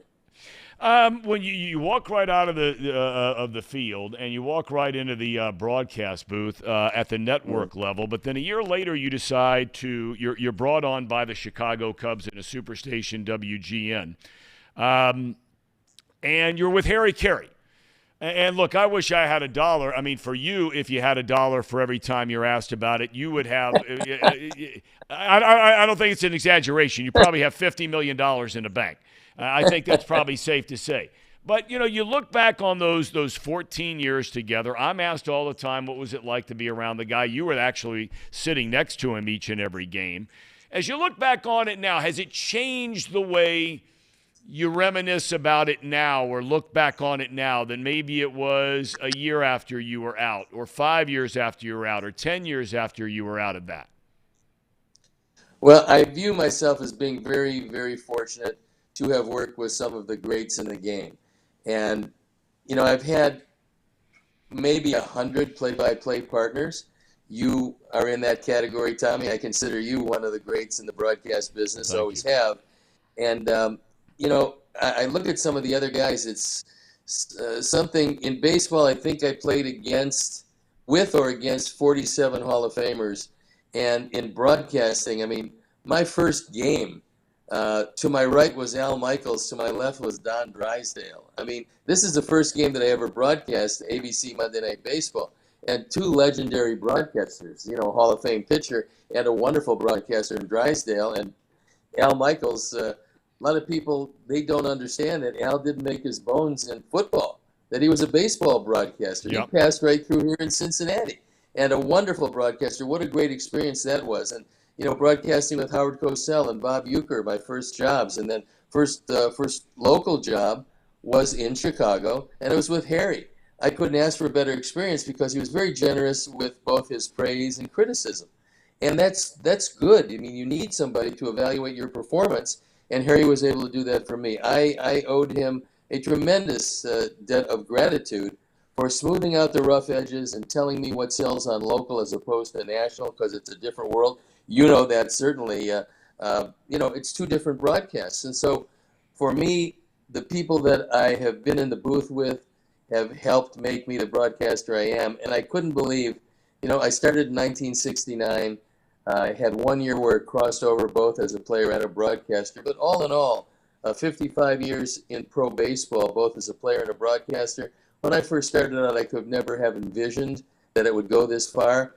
But having looked back at it now, I can't envision a better way to spend your life, to make a living, to pass your time, to keep you young, to do all the things that we all get a chance to do. All of us who are privileged enough to have broadcast major sports, and you've done a few of them. You are closing in on having been with the White Sox nearly as long as you were with the Cubs. You're 83 to 04 with the Cubbies. You've been with the White Sox since 2005. Do you find, not necessarily in the city of Chicago, maybe in the city of Chicago, I don't know, do you still find, because people like to hang on to the old days a lot, do you find a lot of people still look at you as a Cub guy, or no? That's funny you should mention that, because yes, they do. Look, I left the Cubs after 2004. I got to the White Sox in 2008, and in between it was TBS, it was CBS, It was ESPN.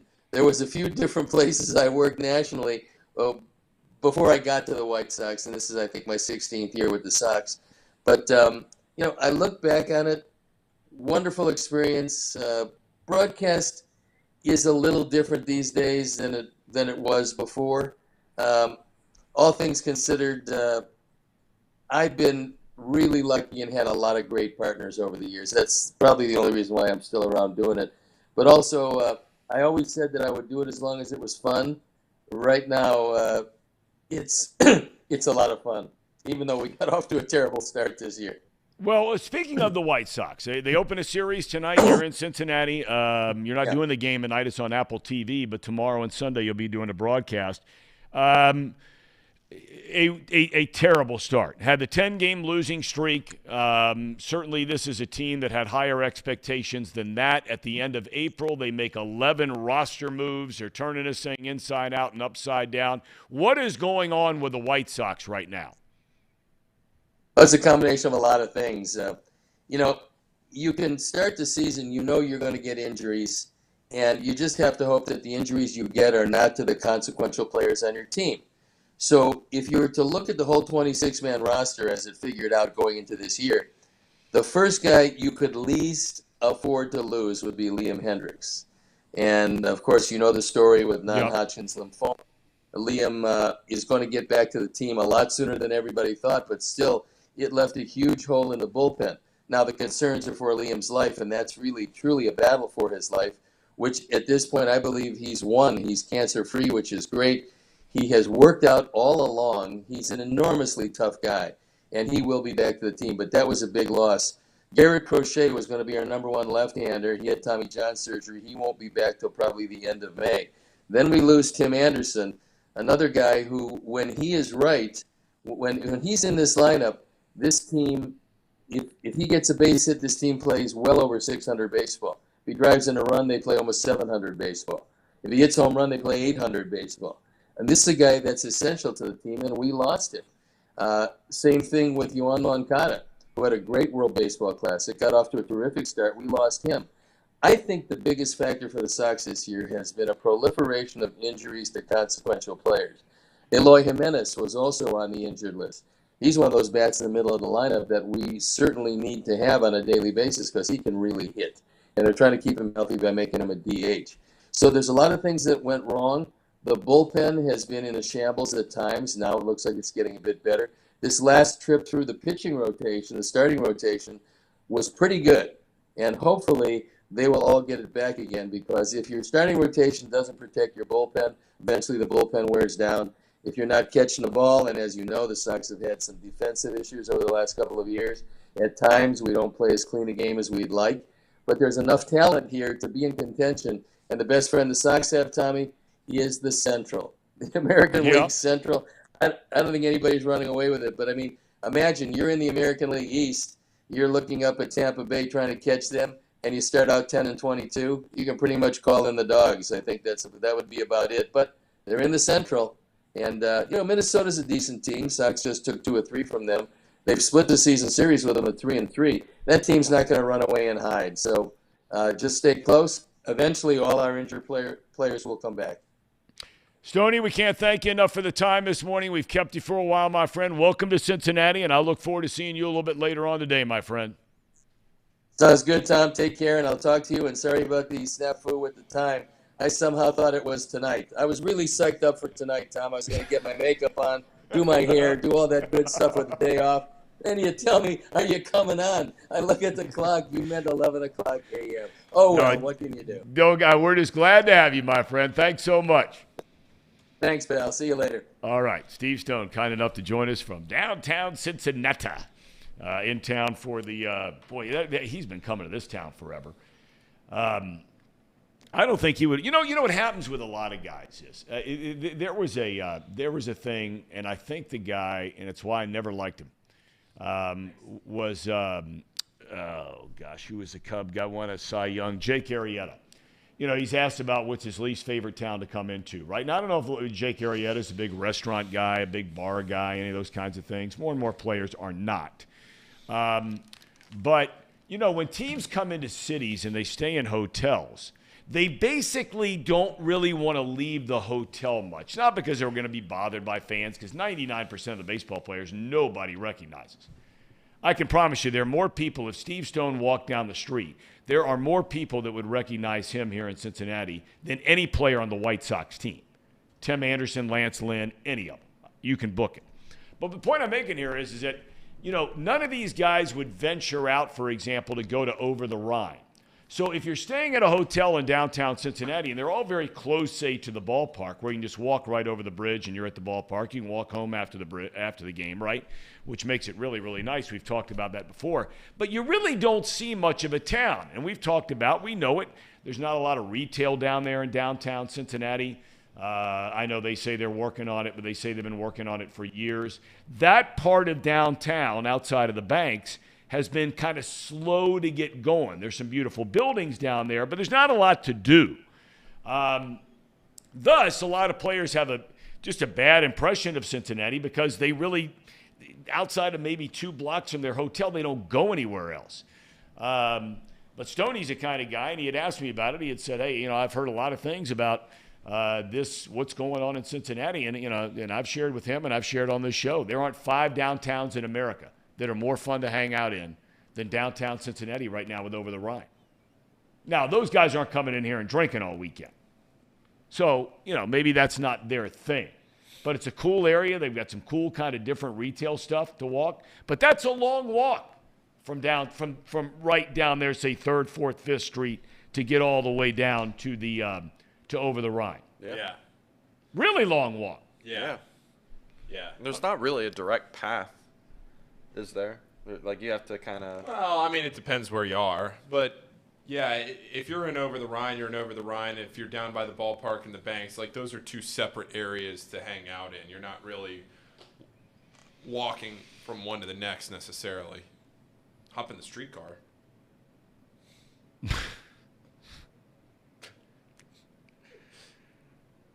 Not a big streetcar guy, Tom? No, it's just some of these guys in the chat. I mean, boy, oh boy, oh boy. Yeah, Everett, you're right. I mean, straight up from Over the Rhine, it'll get you right up there. That's on Vine Street. Oh, yeah. That'll get you right up there. I'm just saying that a lot of guys, they might want to go out for a 5 or 10, 15-minute kind of walk around the block a couple of times, but not many of them are going to take a 12 or 15 block walk. Does that make sense? That makes sense. Yep. Well, yes. Tom, are you ready for disaster? And by the way, the guys who are saying that Anthony Rizzo is not a nut cutter, look, I don't care if he blamed a mattress in this town for him having a bad back. I'll take that dude on my team all day, every day. That guy's a gamer, and he's a player. Everybody would want Anthony Rizzo on their team. How in the world can you say that he's not a nut cutter? Anthony Rizzo? Are you kidding me? He's the ultimate nut cutter. Someone clip that. The ultimate nut cutter. He is. I mean, come on. Everything that the guy went through with the cancer and all that kind of stuff, gets traded a couple of times. Jed Hoyer's chasing him all over the globe, trying to get him back. I mean, come on. Anthony Rizzo, gamer.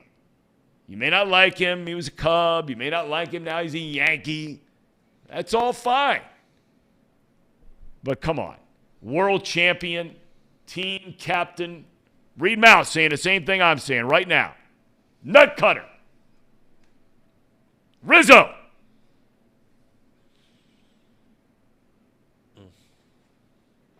Okay, I guess the chat doesn't like Rizzo. Tom, I have breaking news near and dear to your heart. Let's hear it. Near and dear to my heart that is disturbing, sad, and ooh, this doesn't sound good. A bummer. A bummer. Yellowstone's going to end after this season. Costner's done. He's out of the show. I read last night he was out of the show. His wife just announced they were getting divorced. I know. His wife of 18 years. Brutal. Said that he's been gone from home on the show. It really is. It's sad because, we've talked from time to time about favorite. I'm down to my final 2 episodes, by the way. Oh, Breaking Bad. I banged out a couple. And you still don't know what's going to happen. I don't know what's going to happen. I'm down to the last 2. He's just, left his little girl at the fire station. Okay. That's the way that one ended. Okay. So 2 to go. I got episodes 15 and 16 of season 5 left to go. Great show, Breaking Bad. But of all the shows, and if I've heard a common theme about Yellowstone, for a lot of people, sometimes all of us, look, we're impatient. I'm impatient. I mean, Lord knows I pray for it every day, right? Better patience. Yellowstone, I've heard a lot of people say, tried the first couple episodes, just couldn't get on it. But man, I tell them all, if you just stay with it, because it is an unbelievable show. And I'm really sorry it's coming to an end.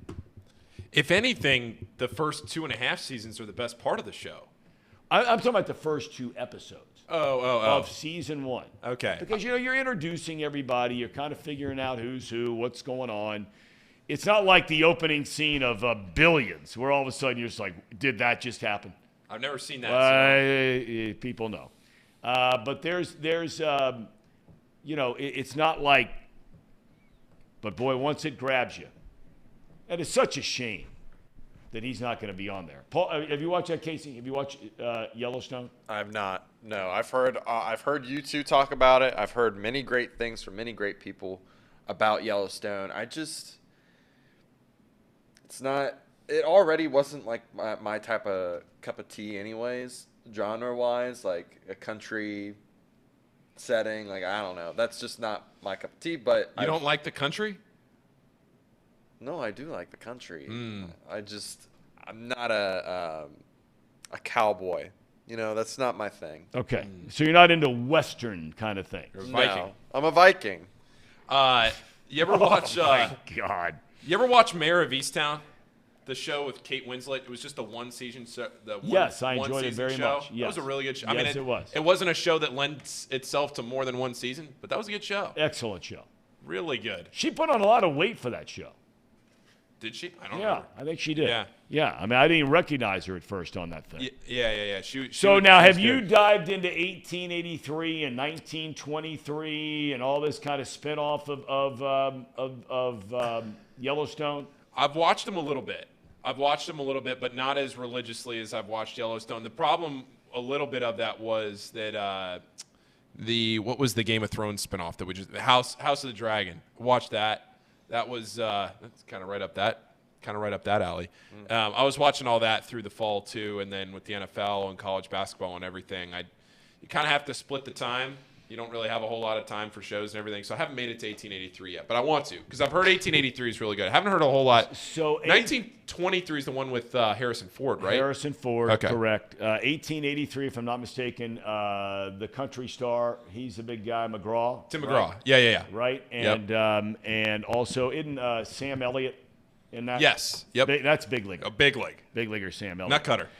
No doubt. Somebody asked if I seen Sons of Anarchy. Absolutely. Absolutely. Talk about nut cutters. One of the no doubt, one of the all-time great shows. Yeah, Tim McGraw and Faith Hill. Thank you very much. Yes, Sons of Anarchy was an unbelievable show. Looking for some other. I keep hearing about Succession. So do I. Here's what we're gonna do, Tom. You're gonna finish the last 2 episodes of Breaking Bad. Okay. Probably got to decompress a little bit, right? We can't be watching too much all at one time. We'll start Succession together. All right. We'll do it together. All right. We'll roll through it together because I haven't done it either. I hear that's a great show. All right. I mean, everybody always brings that up in the chat when we drift off of this. Justified, JD says the best of all of them. Never heard of it. I've heard of it. Reed says Succession is fantastic. So is Everett. He says Succession will go down as the GOAT. Andrew says Succession is the best on television. So, Casey. Yes. I can't even look over there with a straight face. What? What is it? What? Since you said you're not a Western kind of guy, right? Yeah. Okay, but you said you are a Viking. I'm an East Coast guy, yeah. But you're a Viking. Guy. Yeah. Okay, so what shows then would you recommend, since you're not going to be diving into Yellowstone or 1883 or 1923 or any of that kind of stuff? And Leif Erikson never comes on anymore. We would ask him, but he's never in the chat anymore. Well, some shows that I would recommend. I just finished. Is it bad? Chad says you're a Pretty Little Liars kind of guy. Yikes. Hey, Yikes. You know what? My wife and daughter watch that show, and they say it's fantastic. I am watching. Never seen it. Maybe one episode. You ever seen The Notebook, Tom? No. Big rom-com guy. What's rom-com? Romantic comedies. Oh, okay. I do like romantic comedies. I am a gentle, soft-sided kind of a man. I mean, so I love romantic comedies. Not that The Notebook is a rom-com, but I guess squint your eyes, tilt your head. To a certain genre, it might be. You want to know what I've been watching as of late? Yes. The Boys. Just finished that. Oh, I've heard that's good. Ted Lasso. Ted, how you liking that, by the way? I'm liking it a lot. I enjoy Ted Lasso quite a bit. Even if you're not a soccer fan, I think it's a good show. Oh, yeah. You don't have to be a soccer fan at all. No, there's no game action. Or very little. Very little. I mean, if anything, it's a show you would like, Tom, a football guy that goes over and coaches soccer. Absolutely. It's my hero, Ted Lasso. Nut cutter. They need more of that in there. Although I like the guy here in town. I like that guy. So The Boys, superheroes are often as popular as celebrities, as influential as politicians, and sometimes even as revered as gods. But that's when they're using their powers for good. What happens when the heroes go rogue and start abusing their powers? Yeah, it's a very realistic spin on what superheroes would be like in modern society. Really? So that's The Boys. That's The Boys. Okay, so you're watching that. What else? I'm going to look up each of these to give kind of a preview. Well, Vikings is a great show, too. That's one I've kind of forgot about. Okay, but what else are you watching now, though? Ted Lasso, The Boys. So I finished Mandalorian. I really enjoy Mandalorian. I enjoy the Disney Marvel shows and the Star Wars shows. I need some recommendations, honestly, because I'm too nervous to start. The one about the dragons, and it's so popular. Game of Thrones? Game of Thrones, yeah. The one about the dragons, Casey, the one about that the hurts. Dragons.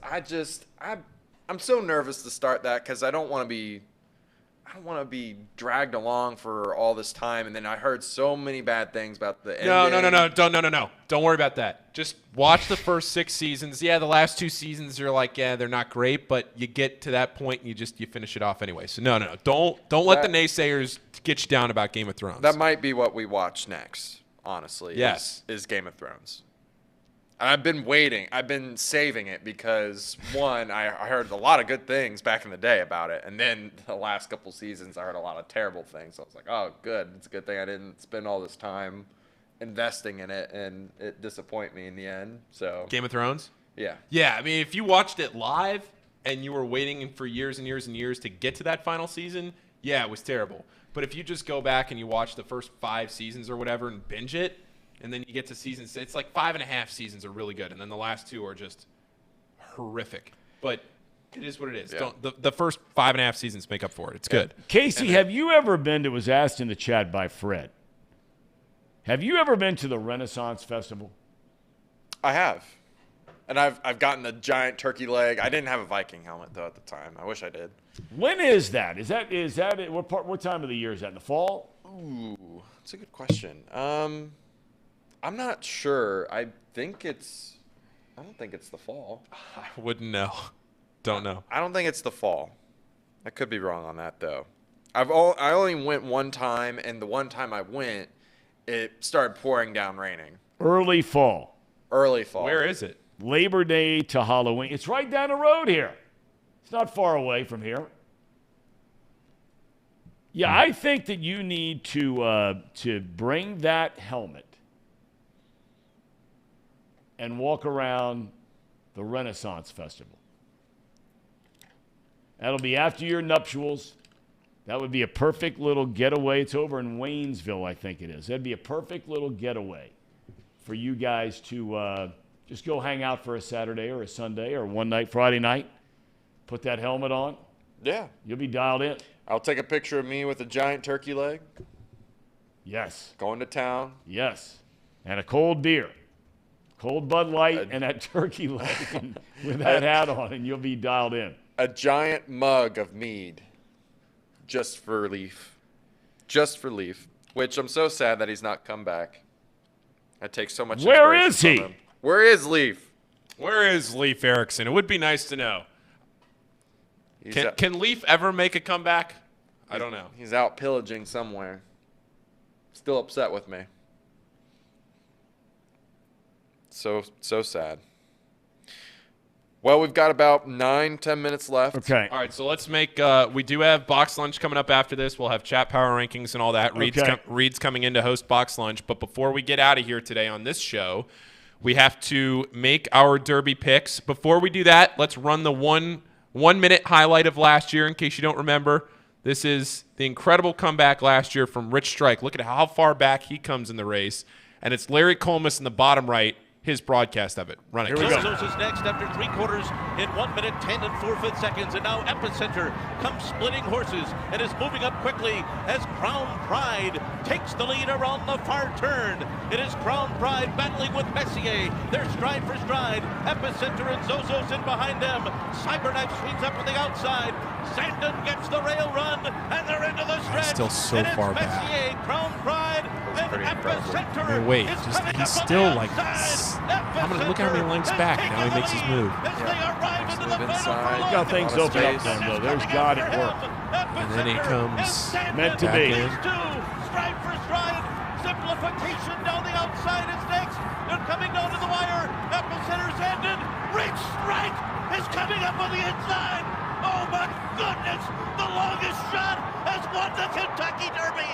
Rich Strike has done it in a stunning, unbelievable upset.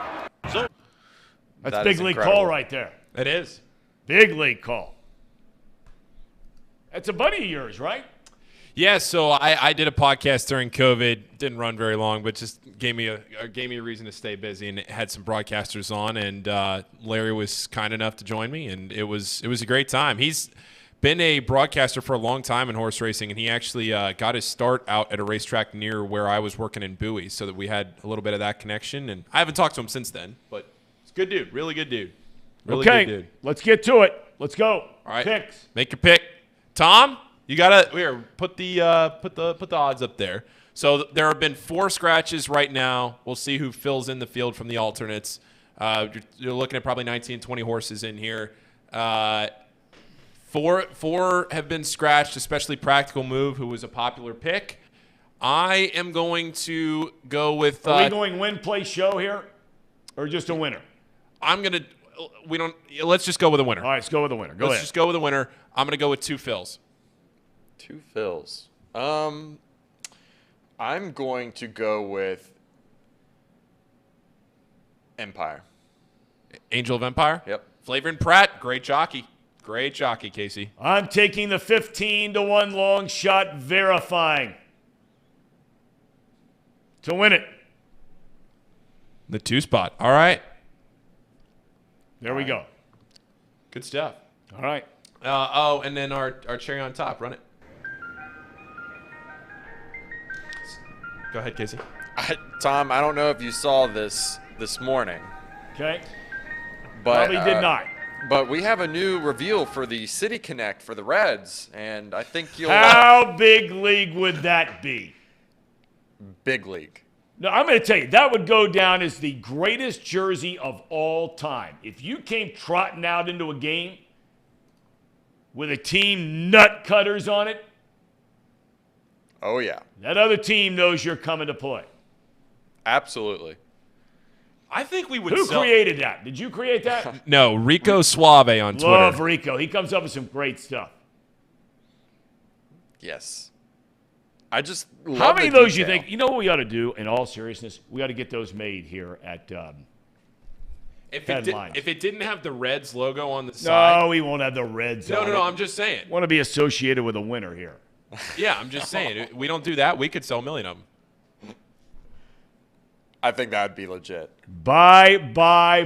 It would be like Wall Street. Buy. Buy.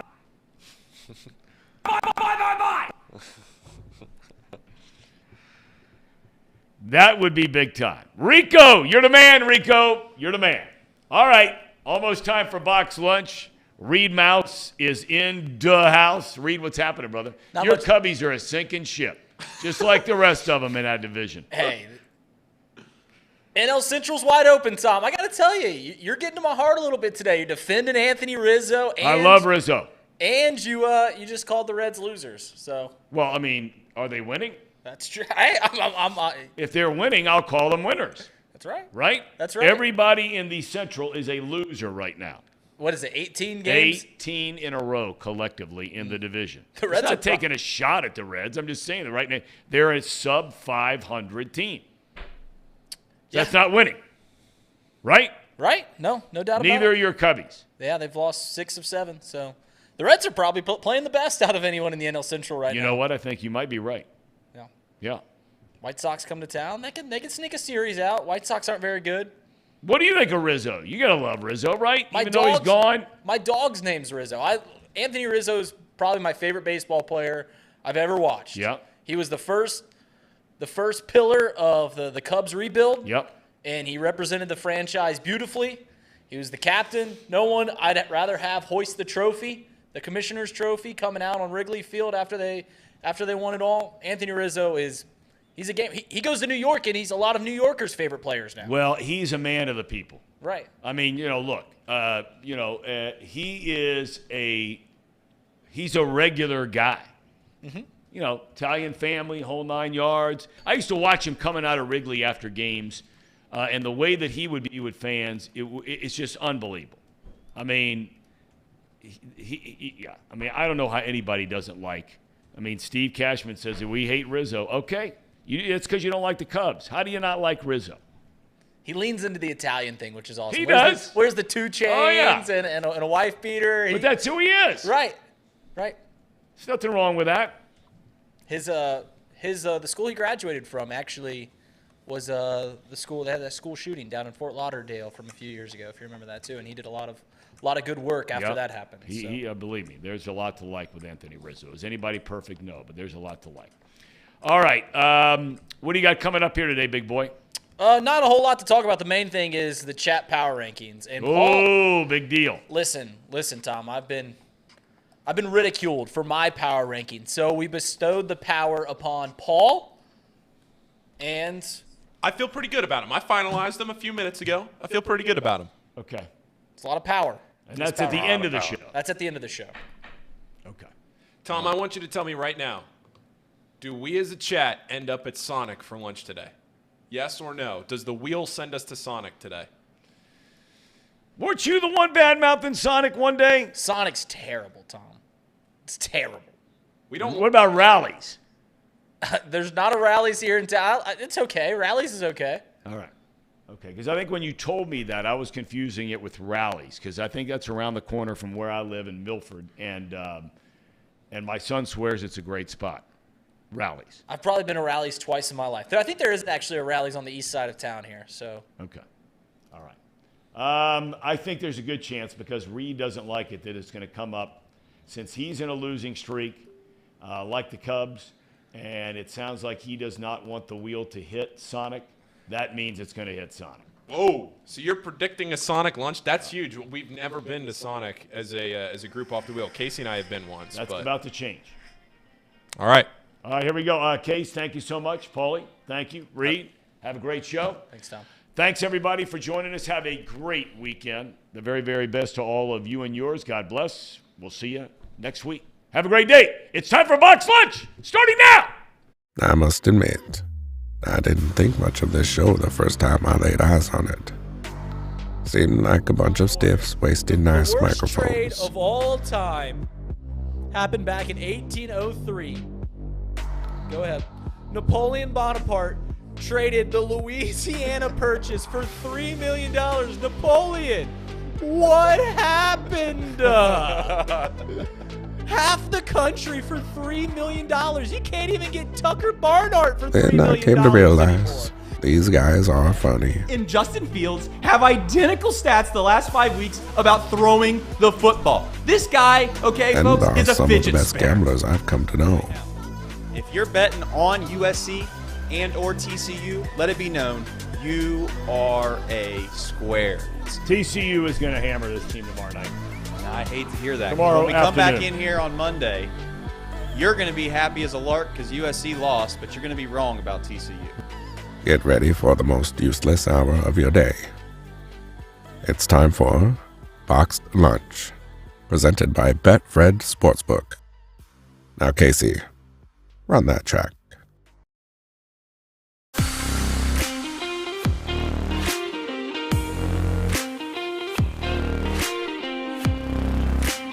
That music doesn't have to be free. I'd pay for that music. That's a good one. I like it. It's the proper vibe going into Box Lunch, which is presented by Betfred Sportsbook. Happy Friday, everyone. It's May 5th. Not a whole lot to talk about on the show today. Not a whole lot. I know you guys just want to get some chat power rankings, so we're going to breeze through the show. We've got to get down to Oxford, get ready for the game for the Miami Redhawks. They got a 3-game series. We got some stuff that we have to attend to, so it's not going to be a long show. Remouse, Paul Frischner, Casey McAllister. Guys, how are you today? How are you on this Friday? We're doing great. We're doing great. I was just sitting here observing the new chat power rankings as Paul Frischner was working very diligently. I mean, he was doing some research. I did. He was doing some research. Had to dig into some stats. Had to go back through the week. We did some research, and I feel confident. I feel good about where I'm at. I hope the chat appreciates what we're working with here. Should we start giving out WAR values, like batting averages, right? all Like that start stuff? giving out WAR Stats. values. Like Mouse Cop probably has a negative WAR because I don't know, he's always trying to get me fired, so negatively affects. But we'll see. We'll see how Paul's power rankings are. Casey, you got the Viking helmet on. You're not going to the Legs game tonight, are you? No, but I hadn't worn it in a while, and Trying to get the winning. Trying to get it. trying to get the win. Right. Trying to get the series win. Can we establish what your winning culture with this helmet is? Do you wear it after a win? Do you wear it on the day of a game before the game? What is this? When they need a win. When they need a win. Okay. So you can't overwear it. No. right. And that's why I haven't worn it like all week. So All right. Fair. They need a win. So Someone in the NL Central needs a win. If you guys don't see right now, I'm wearing Newman University Jets hat and shirt. My brother's the head coach for that baseball team. They play in the postseason for the first time in a decade today. So I'm proud of my brother. Good luck to the Jets later on. That game will probably be 16-14 because apparently they don't try to get outs in that league. But if you want to tune in some D2 baseball, go watch that at 2 p.m. But quick show, as we mentioned. Didn't have a whole lot to talk about. Mainly, I just want to talk about it's time to bring up the prospects for the Cincinnati Reds. And mainly the reason that I want the Reds to bring up the prospects is so I can get off Twitter and seeing you guys beg for them every single day. They're doing great. I'm tired of it, though. I'm tired of seeing bring CES up, bring Matt McClain up. I know Ellie De La Cruz isn't quite there yet because he needs a few more at-bats. But that's going to be eventually the tweets I see all the time. I'm tired of hearing about Andrew Abbott's starts. Golly, just bring him up already. It's going to be soon. It's got to be soon. They're playing too well. They've got nothing more to claim. The Reds' offense stinks right now. It's time. Let's bring him up. And the question that I think Thom was kind of flirting with when he was talking with Marty earlier, I don't know if you guys noticed this, was Thom flirting with can the Reds compete? Yeah. Yeah. He was flirting. He was getting right to that edge. Marty quickly ex-nayed it. But he was getting to that edge. And why not? Really, the first place team in the NL Central right now is the Pittsburgh Pirates. And I feel like we all kind of have a feeling that that's going to dwindle at some point. the Cardinals are terrible. Even if they turn it around, they've dug themselves in such a hole that it's going to take a 20-foot ladder to get out of. The Cubs only won one game in a 7-game road trip against the Marlins and the National, the two worst teams over in the East. And then the Brewers weren't supposed to win the division. They were the second best odds going into the year. But who knows? You bring up those guys, get a little bit of spark, turn things around, get a little of excitement, start building the hope that the Reds can compete and do something. They got a good bullpen. Got 3 frontline starters. Get some bats. Playing a bad division. Who knows? Who knows? I will say Trace sitting here yesterday and asking if the Reds will sell out when those guys come up was a little eager. We'll say eager. I don't think when those guys come up that the Reds will even – we trimmed it down from 30,000. I don't think they'd sell 25,000 tickets. For those guys to come up? Yeah. I would – no. 20,000 might be a stretch. Yeah. Unless it's a nice weekend night. Like, right. that would contribute. I'm talking about purely what those two guys being up, playing their first Major League game together would bring. If it's a nice 80-degree Saturday night, that skews the number because that might just throw out 30,000 because it's a nice night. Yeah. So, I don't know. I think there's just been a lot of damage regarding, like, the casual Reds fans. Like, just this is not going to be enough to tip the scales. Well, that's the point that we get into that we often have times discerning from is we are so in this space, right? We are so entrenched on sports, on Cincinnati sports teams, that we feel like the Cincinnati Reds fan base is together. Oh, CES is coming up. Let's all get to the ballpark and watch him play. Matt McClain's coming up. Let's all get to the ballpark. 90% of the Reds fan base, I wouldn't say don't know these. I'd say probably half of the Reds fan base maybe doesn't even know who CES or Matt McClain is. They might know who Ellie De La Cruz is, but they're not actively ready for them. It's not gonna make them leave from Hamilton, drive 40 minutes down to Cincinnati and go watch the game. I think Paul's brought this up a few times. We have such a niche community on Twitter, on the internet for these sports fans that it's hard to discern yourself from like, all right, the large majority of Reds fans probably don't care about this. They're not going to go out. They're not going to get ready, get overly excited for these prospects. As say, you guys watching this as other Reds fans, and even a baseball guy like myself, I want to watch these guys compete. I love young talent. I think the Reds, as a Cubs fan, I've always thought this. Baseball is more fun here in Cincinnati area, metropolitan area, here in Hamilton, when the Reds are good. I watch baseball every night of the week, whether it's the Cubs, whether it's I love watching Shohei play, whether it's Anthony Rizzo playing on national television, former Cubs and the best in the game. I'm always watching baseball. But when the Reds are bad, no one here in Cincinnati watches them. It is so fun when you go on a nice sunny evening in the summer to Municipal Brew Works here in Hamilton, and people are actively watching the TV to see what the Reds are doing. When no one's watching what the Reds are doing, it's not fun. So even a Cubs fan, I can admit that when people are interested in the sport that I love, it's best. So that's why I want these guys to come up. I want there to be interest in the Reds. And I'm tired of hating on the Reds as much as I do. It's tiring. This shtick, it wears on me, guys. It does. I do hate the Reds. I just love the Cubs. I don't know. But it is wearing on me. I want the best. All right. That's really all the talk I had. Everything I had planned. All right. This is a betting show, right? We are sponsored by Betfred Sportsbook.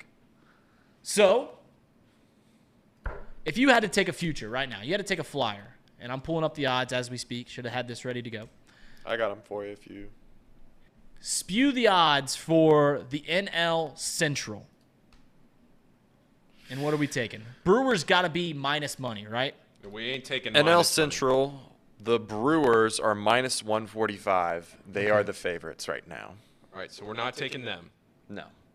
Surprisingly, The Reds are 6,000, plus 6,000, but the Cardinals are plus 390. Oh, come on. We gotta lay $10 to win 600. Call a few guys up. This division stinks. It does stink. I'm just surprised about the Cardinals right now. I've spent 10 and go ahead. I've spent $10 a lot worse ways than trying to win 600 off a team that, I mean, they're not going to win it. The Brewers are going to win the division, but I've spent $10 a lot worse ways than that. Yeah, the Pirates are only up a game and a half on the Brewers. I was thinking the Pirates had a bigger lead. I mean, the Pirates have what? The second best record in the National League? And they are. Is that sustainable, though? No. Exactly. Is the Reds losing sustainable? No, because all these guys are coming up. The Cardinals, you want to talk about lighting money on fire. Chad waits. What'd he say? I spent 10 to tell Marty to run for president. That's awesome. Chad came into the chat very recently and has been on fire. Chad has. Yeah, what's burning more money? $10 on the Cardinals at plus 390 or $10 on the Reds 60-1? Because plus 390 on the Cardinals, who are terrible. They are 10-22. They're terrible. All right. Okay. Give me the Red Cubbies plus 5-1. You wanted to say the Reds. All right, NBA future. I got a bone to pick with this NBA deal right now because the Nuggets were plus, I think, 1,100 pre-playoffs to win the title. You could have gotten the number 1 seed in the West at plus 1,100 to win the title, and now Plus 300. Plus 300. They're the second favorite. Brutal. Why would I not take the Nuggets at plus 300? Trace, get in here. You want to come in here? No. Plus 300 on the Nuggets seems. Yeah. That seems like rational money, right? 3-1. They're up 2-0 on the Suns. But how cool would it be? You like the 76ers before the series started. I did. Do you still like them? The odds have gotten longer. Plus 800 for them to win the whole thing. What are they to come out of the East? To come out of the East, they are plus 300. Plus 300. So they've gotten shorter. Yeah, they've gotten shorter. Yeah, no. Stay away from the Sixers. I mean, the injury to Joel Embiid is just killing them. Whoa. Did the Bucks fire Budenholzer? Yep. Oh. Breaking. Wow. Leads him to a title, and then he's out. Remind me after we get through all these futures to talk about what we talked about on Not Too Picky yesterday, because there was an update on the whole Alabama scandal. I don't know if you saw that. Yes, I did see that. There was an update on that. I did see that. All right. If I'm taking money, I'm taking the Nuggets at plus 300. They're up 2-0, so they're probably going to at least get to the conference finals. They're the best record in the West. So give me the Nuggets. Budenholzer got fired yesterday? Man, I missed that. I was not on Twitter much. I played golf last night. How'd you do? Not great. Not good. You know why? Because the group in front of us was a group of really old guys that were walking and just enjoying a Thursday night. It took us 2.5 hours to play 9 holes. So that was the reason you played bad? We waited like 15 minutes a hole. No rhythm. You sit there in a cart. You take one swing. Where's the personal responsibility, Paul? I mean, you wait 15 minutes in between swings. Where's the personal responsibility? It's always other people's fault, Paul. It's always other people's fault. It's never my fault. Couldn't be my fault. That's what I'm hearing. Couldn't be my fault. That's what I'm hearing. God, brutal. Gives you more time to digest what you're going to do. It's true. Think about my next shot. Right. Ruminate on it. Right. Huh. Oh, well. Well, I don't think Betfred has futures up on the NHL. No, I'm struggling too. Yep, currently not offering that. It's because why would you offer it? Because the Stars are going to win the whole thing. Got a game back. Can you guys who don't like hockey just get on the Stars bandwagon? It's a lot of fun. Best jerseys in the game. I got it. Ooh. I got the odds. What are the Stars? Plus 600. Take it. Plus 600. Take it. That's an easy winner. Plus 600 to win the whole thing. You know what? I've got $50 in my Betfred account right now. I'm gonna put it on the Stars to win the whole thing. You know, it'd be funny. So before March Madness started, I put $1 on a parlay for Xavier to win the whole thing, the Cubs to win the whole thing, Notre Dame to win the whole thing, and the Bengals. And it was like $1 to win $500,000. I remember that. It would be so funny if the one team that I root for, and I leave out the Dallas Stars, if I leave them off the parlay, and they're the ones who win the whole thing.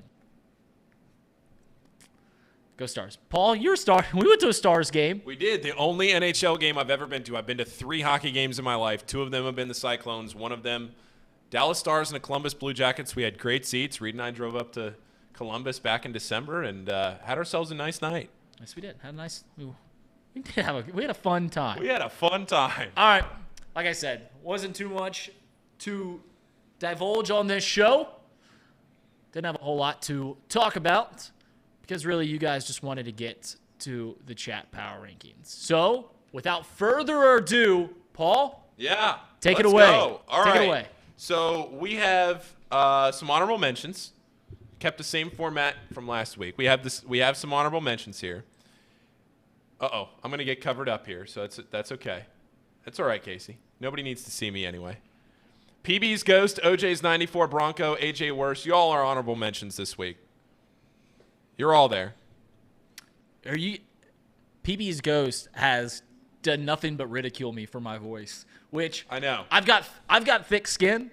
At least I like to think I have thick skin. For some reason, it's bugging me. It's bugging me. And he's not wrong. Well, he's not wrong. So I listed these. There's 3 here in the honorable mentions, and then the next 3, and then we it's kind of like a tiered system into the actual top 5. Okay. So PB's Ghost, OJ's 94 Bronco, AJ Worse. I tried to make sure I got a lot of the regulars from this week. Let's go to the next list. Real Spirit Cat, Jordan Earhart, Luke Brennaman. Congratulations, you made the rankings. Got a day off of school today. Honorable mention, Luke Brennaman. No way he's still in the chat. There is 0 chance he is still in the chat right now. Congratulations, Which is Luke. why he's an honorable mention, because he was in the chat at one point, but he's not in the chat right now. Luke Brennaman, congratulations. No one has a higher slugging percentage than Real Spirit Cat. He's not in a whole lot. But when he does, he has a great chat. Yeah, he does. Right. Well, it's like the thing. You can't always be. You got to be selective, right? You can't be over. Right. You can't be sending him. He's good. Did we piss off Leif Erikson? Dude, I don't know. What I was thinking about doing in these power rankings was putting out some kind of an SOS to Leif Erikson, because I have a feeling Leif's the type of guy that still watches the show but just doesn't comment on it. So I was gonna put out some kind of like a PB, the PSA, a PSA, public service announcement. Yeah, that's not what I was looking for, but I'll go with PSA. Put out one of those to Leif Erikson and Viking Nation, and just see if we might be able to make amends somehow. Because I can't put him in the power rankings because he hasn't been in there, but just see what he says. Because I have a feeling that he's still maybe doesn't watch the show religiously, maybe he's not watching every day. Right. But for somebody that did watch the show every day, I have a feeling you don't just cut cold turkey like that. Now he is somebody that has some pretty strong values to him, so maybe he does. You think we need to put a spotlight on the top of this building here, and just have a Viking ship and just like the Batman signal? Yeah. And just call out for Leif. Well, we just go get the big horn that the Vikings have up at. Yeah. Just do one of those, and we call him home. If you set out a bottle of mead, Leif Erikson, like Santa Claus on Christmas, he'll come crawling back. He'll come out. I hope. We can only hope that eventually Leif will come back. Okay, here we go. Top 5 of the week. The chat power rankings. Number 5. Couldn't be a power rankings without him. Sir Boy Wonder, you are still in the power rankings. I know you've had a busy week, so I put you in there at number 5. It's been a busy week. I know you've been traveling around for work and stuff, so got you in there. You were complaining about AT&T earlier, so I'm guessing you had some service issues. Kept you off the honorable mentions. I put you in the top 5. You're always there for us, Sir Boy Wonder. So there you are. You're in our top 5 this week. Number 4, a new addition. Fred M. Doesn't contribute a ton, but he has today. He's been great today. And this week, we've seen him more and more lately. Now, maybe I'm just saying he doesn't contribute a ton because I'm recognizing the new profile picture. Maybe he's been in here forever. But I like Fred M. And you know what? Even more so, I like this profile picture. So let's bridge the gap around a few things that we've talked about. You guys talked about on Off the Bench and Fred's profile picture. So it's Tom Hanks from Forrest Gump, Red's hat, but he's got the laser eyes. So these laser eyes became a meme, what, a year or two ago? Yeah. That is from The Boys, right, Casey? Yes. You watched The Boys. That is where that originated. The laser eyes came in. It came really popular with NFT and crypto bros, but I like the profile picture. Not many have a better profile picture than Fred M. And this is an Off the Bench Box Lunch chat power rankings, but because we cross over shows from Off the Bench to Box Lunch, figure you could cross over to it. Nick Kirby makes a point. Fred M has been great in the Reds chat. I think he's kind of drifted his way over here into the Box Lunch, into the morning shows too. So, Fred M, congratulations. You have debuted yourself on the Chatterbox Sports Power Rankings. You are number 4 in our rankings this week. All right. Number 3, Everett. You were number 1 last week. Everett, I gotta ask you a question, Everett. Because it seemed like you were having a tough couple of weeks there. It seemed like for a couple of weeks you were pushing back on a lot of stuff that we were saying. Now, we appreciate that because we always need people to keep us honest. But we just needed to do a check on Everett Henry. You put him number 1 last week. I did. I think Everett, if you want to talk in terms of batting statistics, I think Everett has the highest batting average in the chat. I think he does. I think it's always topical, always good in terms of chat. And you're right, he was pushing back on us, but did we deserve it? We did. Let's look in the mirror. I'm not saying it was a bad thing. Let's do some thumbs, not some pointing. Sometimes you gotta have some self-awareness. Right, and we doing some fraudulent things. We deserved it. To be fair to Everett, he says the Leaf thing killed him, and I think the Leaf thing kind of correlated that's true with when I noticed that he was getting a little sour in the chat. But the reason I keep him on here is because he was still contributing. Even when he soured on us, even when he was at his lowest because of Leif Erikson, he was still there for us. And that takes a true gentleman. That's a great wedding photo, by the way. Isn't it? Absolutely beautiful wedding photo. What a handsome couple. Good job, Everett. Good job, Everett. We love you. All right, number 2. Chad Waits, who has skyrocketed. Up the Chatterbox How Sports is he Power not number Rankings. 1? Well, so when I made these, I had not seen him much at all today. And part of these rankings are consistency. And he didn't show up till the very, very end of the show today, right into Box Lunch. So I was afraid he wasn't going to be in here. So I put him at number 2. Chad Waits is a man of Chatterbox Sports. You know what I love about Chad? He preaches love. In a chat that can so often be divisive, sometimes have some sour takes, Chad is quick to throw in an ELE. Everybody love everybody. That's Chad's MO. He defends Chatterbox and defends the chat, and he's a true member of Nut Cutting Nation, NCN. Chad, thank you. Thank you for coming in. Blaze of Fury. So for anybody that watches this show or contributes on the chat, you can do the process of elimination. Somebody that has not been number 1 on the chat power rankings yet,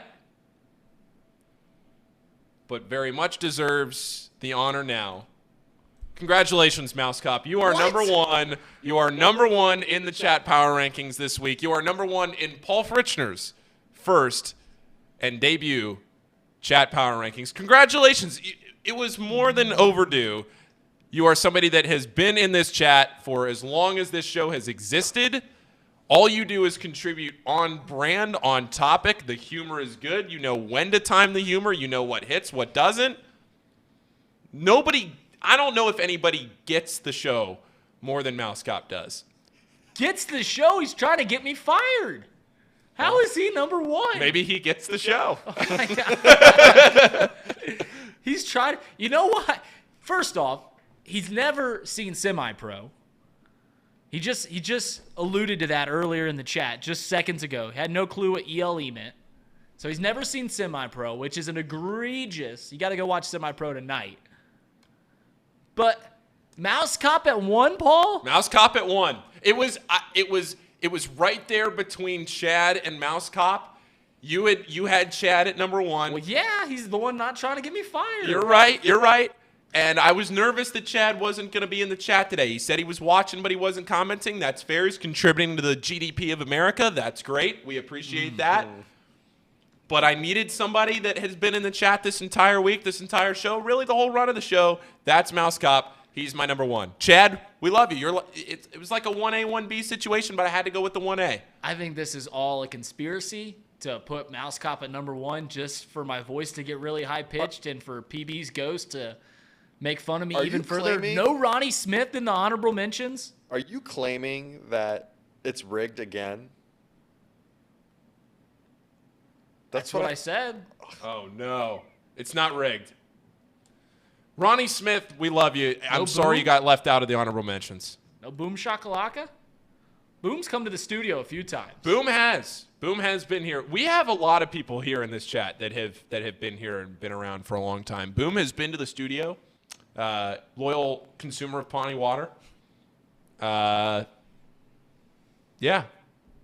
AJ Worse. AJ Worse, always in it. I don't think anybody keeps us honest more than AJ Worse. AJ Worse. Nobody is afraid to speak their mind and keep us honest more than AJ Worse. AJ is Chad Waite's foil.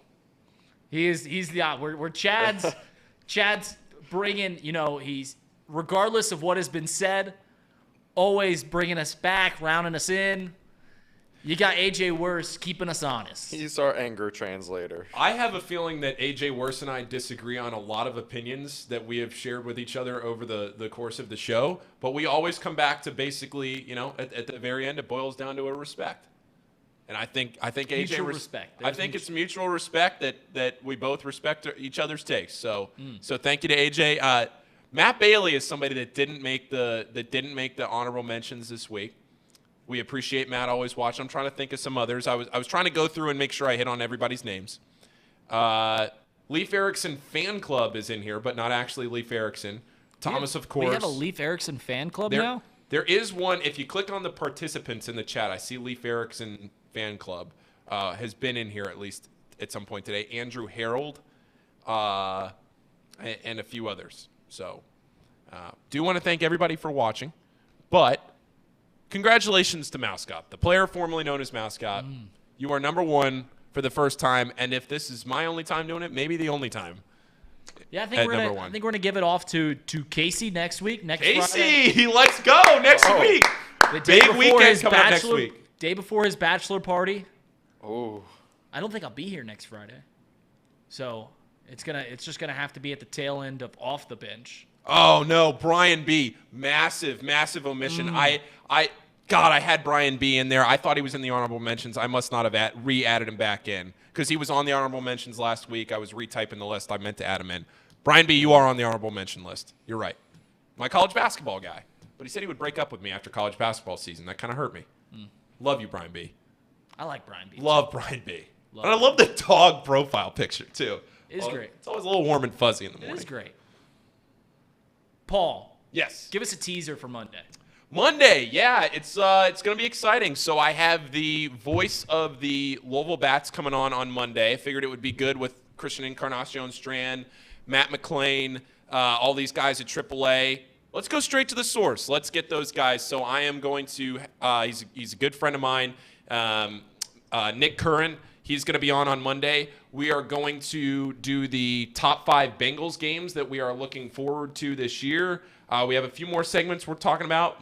Maybe sprinkle in some NFL logos, not to the extent that we have to spend 20 minutes on it like the MLB, but yeah. Sprinkle in some NFL logos and then recap the Derby, recap the weekend, and we'll have a fun time. Looking forward to Monday.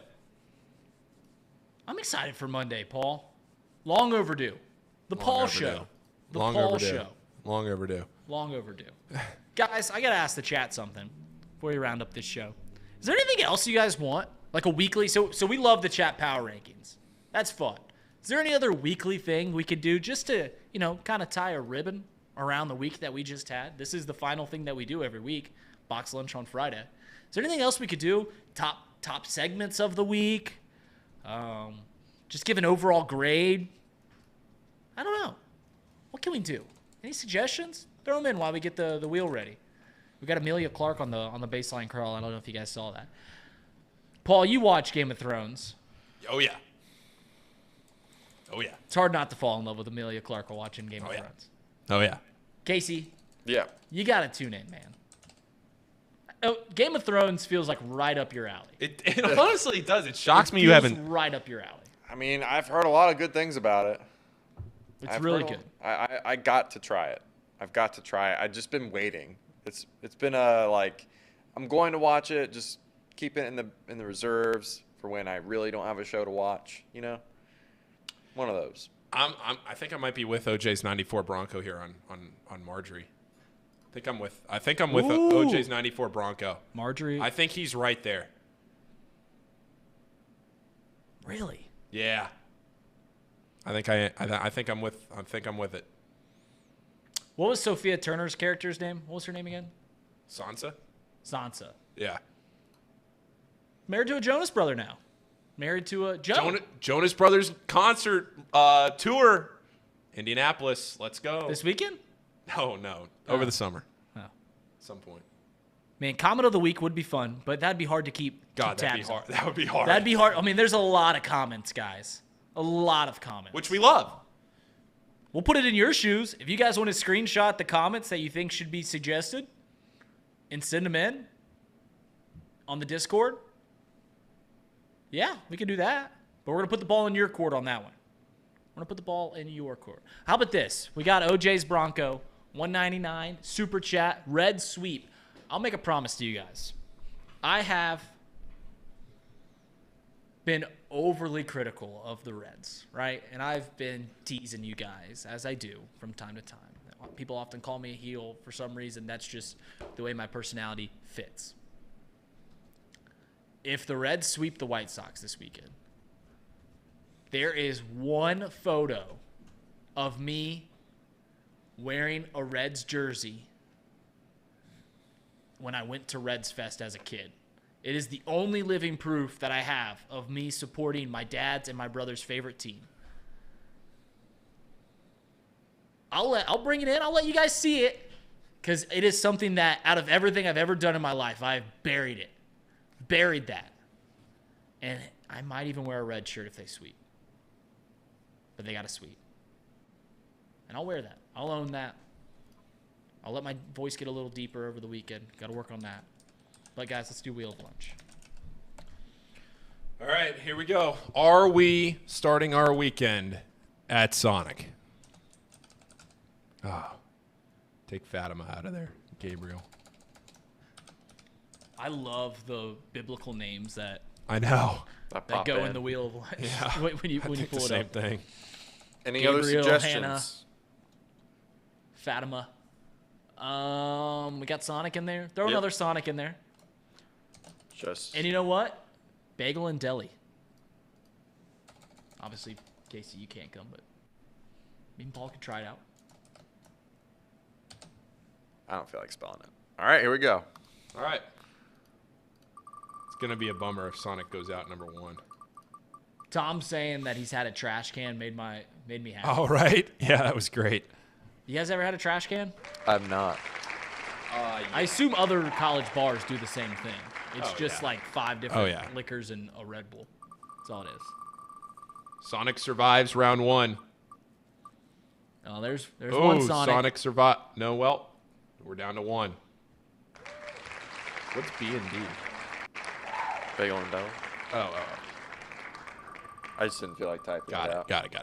Best sandwiches in Butler County. Oh, no. Sonic. Back to back. Not today. Mouse Cop, we ain't ever going. I don't think we're ever going to Sonic. If it wasn't going to be on the day that you got number one in the chat.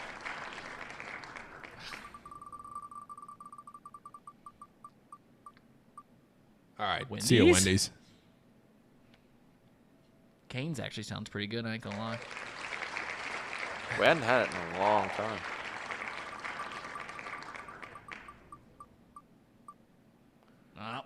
Oh, man. Not even in Oxford.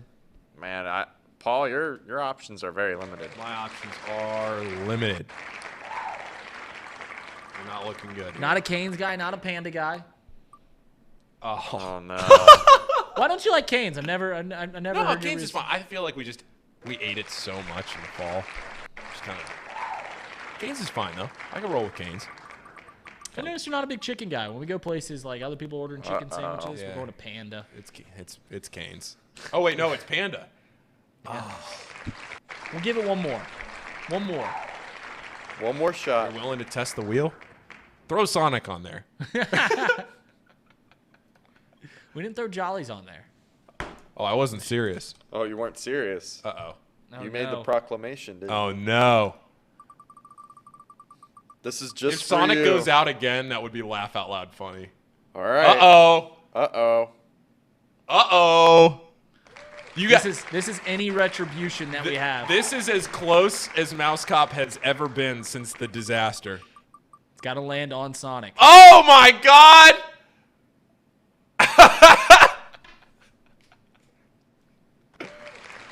All right. Looks like we're going to Sonic. Oh, my God. Man, we got to go to Sonic. All right. We gave it another shot on the day that he's the chat. Chat power rankings. Congratulations, Malcop. Got 1 week. I think it's undeserving, but I guess we got to go to Sonic today. We'll see you all on Monday. Paul's hosting Off the Bench on Monday. We're looking forward to it. This has been Box Lunch, presented by Betfred Sports. Reed Mouse, Paul Fritchner, Casey McAllister. We'll see you on Monday. We're not actually going to Sonic, are we? We're not going, are we?